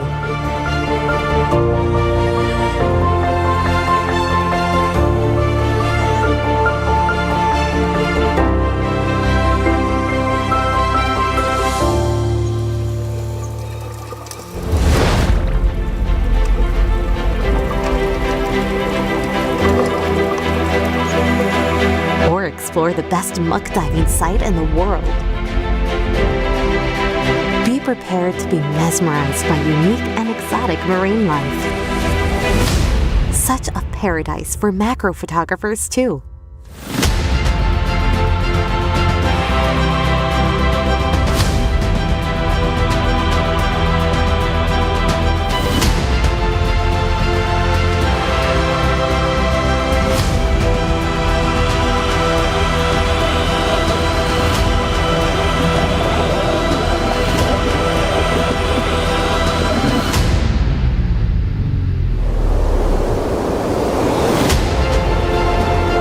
Diving in Indonesia. It's safer and more fun.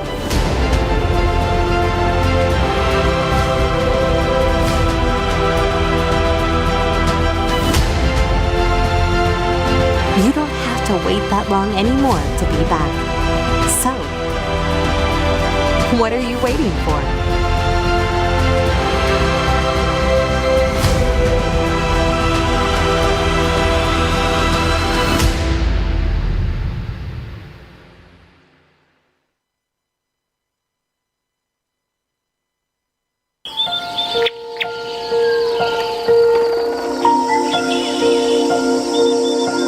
It's just us and nature, the way it should be.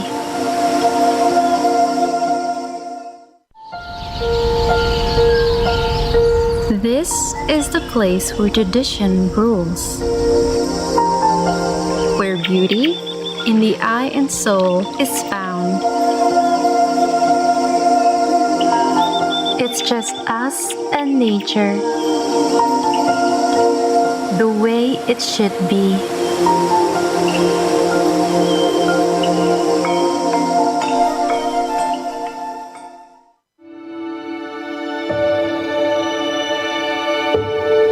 We know you have been longing for a good holiday in Bali. Indonesia cares, so it's been preparing for your safe return. Ngurah Rai International Airport has been awarded the Safe Travel Stamp by the World Travel and Tourism Council for its commitment to implement the COVID-19 health protocols.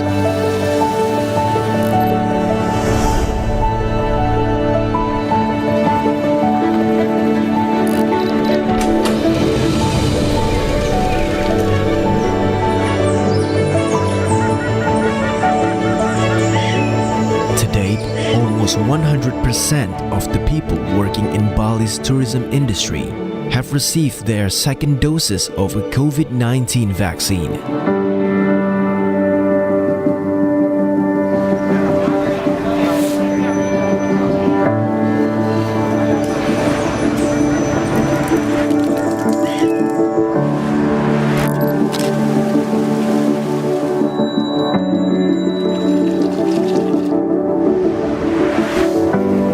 Furthermore, 1,006 tourism businesses in Bali, including hotels, restaurants, tourism attractions, and others, have been granted the Indonesia Care certification from the Ministry of Tourism and Creative Economy for their consistent implementation of COVID-19 health protocols.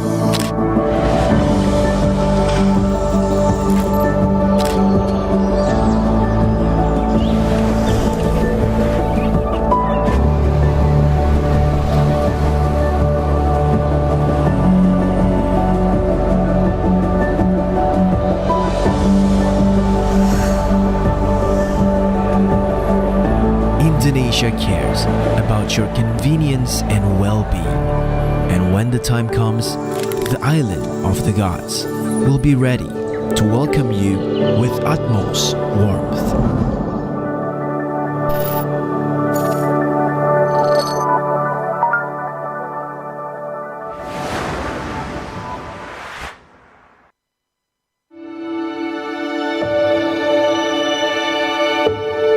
We know you have been longing for a good holiday in Bali.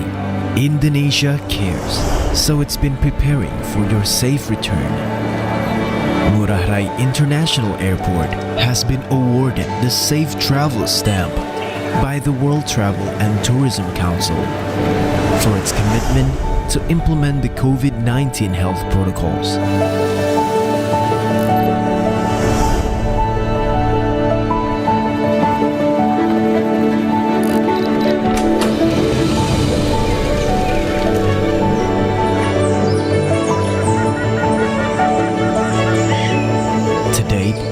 Almost 100% of the people working in Bali's tourism industry have received their second doses of a COVID-19 vaccine.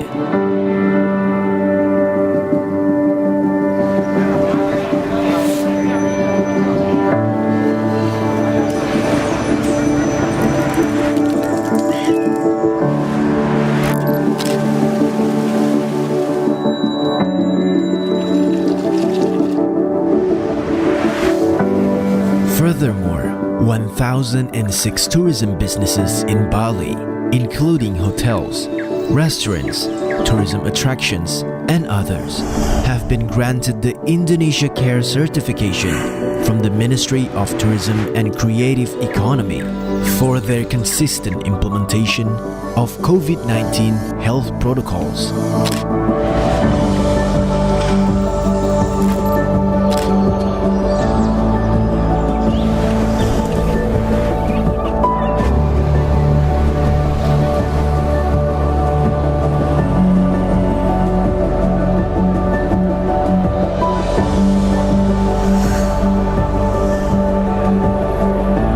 Indonesia cares about your convenience and well-being. And when the time comes, the island of the gods will be ready to welcome you with utmost warmth.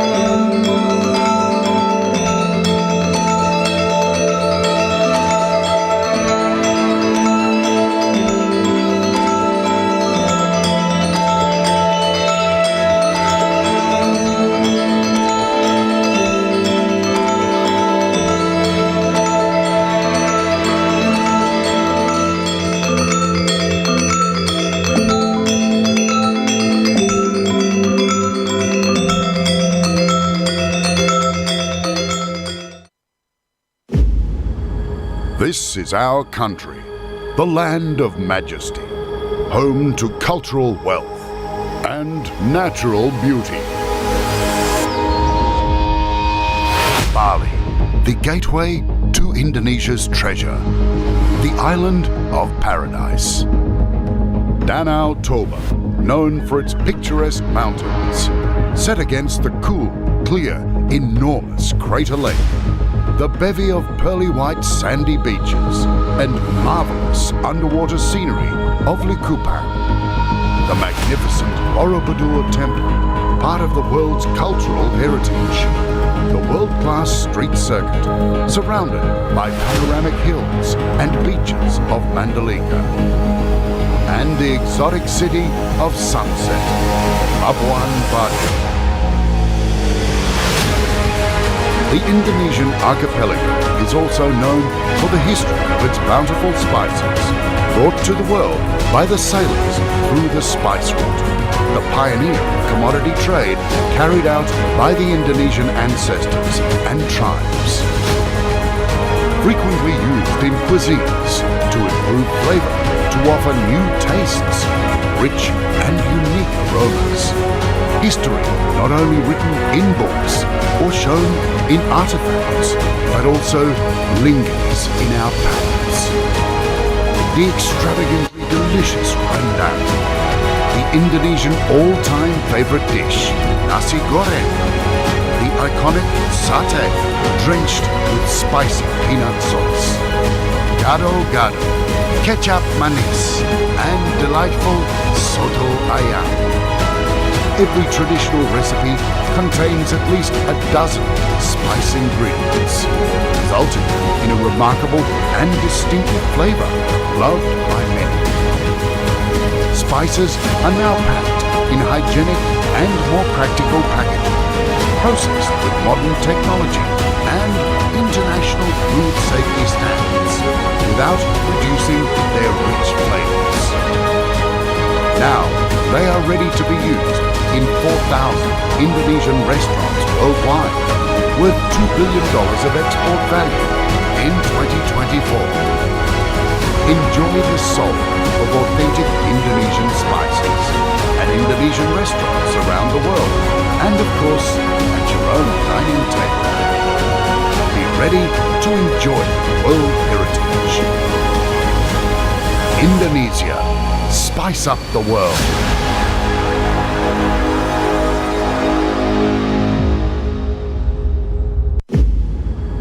This is our country, the land of majesty, home to cultural wealth and natural beauty. Bali, the gateway to Indonesia's treasure, the island of paradise. Danau Toba, known for its picturesque mountains, set against the cool, clear, enormous Crater Lake, the bevy of pearly white sandy beaches and marvelous underwater scenery of Likupang, the magnificent Borobudur Temple, part of the world's cultural heritage, the world-class street circuit, surrounded by panoramic hills and beaches of Mandalika, and the exotic city of Sunset, Labuan Bajo. The Indonesian archipelago is also known for the history of its bountiful spices, brought to the world by the sailors through the spice route, the pioneer of commodity trade carried out by the Indonesian ancestors and tribes. Frequently used in cuisines to improve flavor, to offer new tastes, rich and unique aromas. History not only written in books or shown in artifacts, but also lingers in our palates. The extravagantly delicious rendang, the Indonesian all-time favorite dish, nasi goreng, the iconic satay drenched with spicy peanut sauce, gado-gado, kecap manis, and delightful soto ayam. Every traditional recipe contains at least a dozen spice ingredients, resulting in a remarkable and distinctive flavor loved by many. Spices are now packed in hygienic and more practical packaging, processed with modern technology and international food safety standards, without reducing their rich flavors. Now, they are ready to be used in 4,000 Indonesian restaurants worldwide, worth $2 billion of export value in 2024. Enjoy the soul of authentic Indonesian spices at Indonesian restaurants around the world, and of course, at your own dining table. Be ready to enjoy world heritage. Indonesia, spice up the world.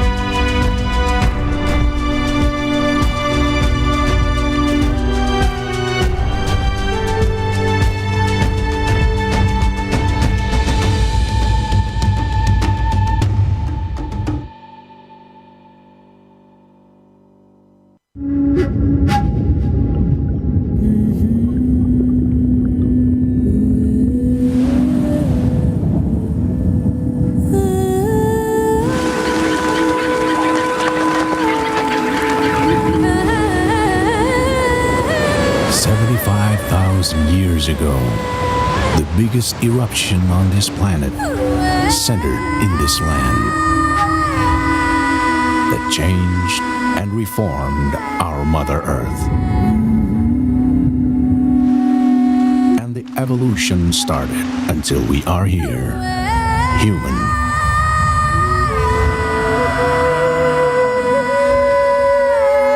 The first civilization was initiated in this land 2,500 years ago. It is one of the most historic places in Indonesia.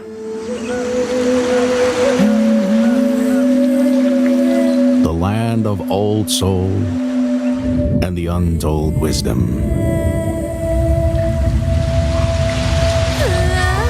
A place we call home. This enchanted land, these traditions have so many secrets for our life. We are here now to be blessed by the land. Oh, mula jadi sangat digodoh. Balpuru dalan ni tu akka na merbisuki. Oh, dongan. Saya tangi ona. Saya gorong ya. Rap do kita di Portillo. Boras! Boras! Boras! And now, this is the time to reveal our truth. To be one within. And to discover the wonder of life.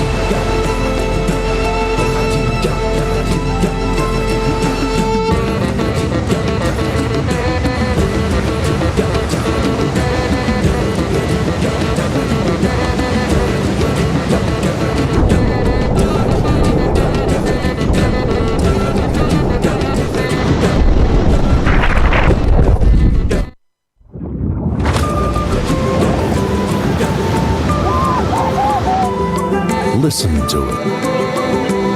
The song of the universe.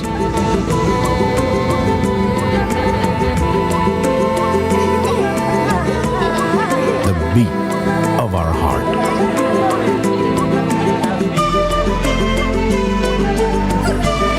The fire inside. The wonder of nature.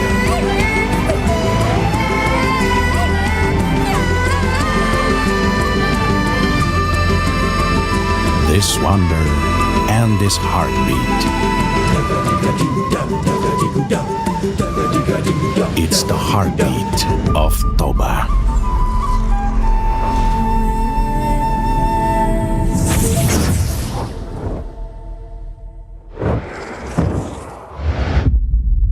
No one would have expected 2020 to go the way that it did. Out of nowhere, the world just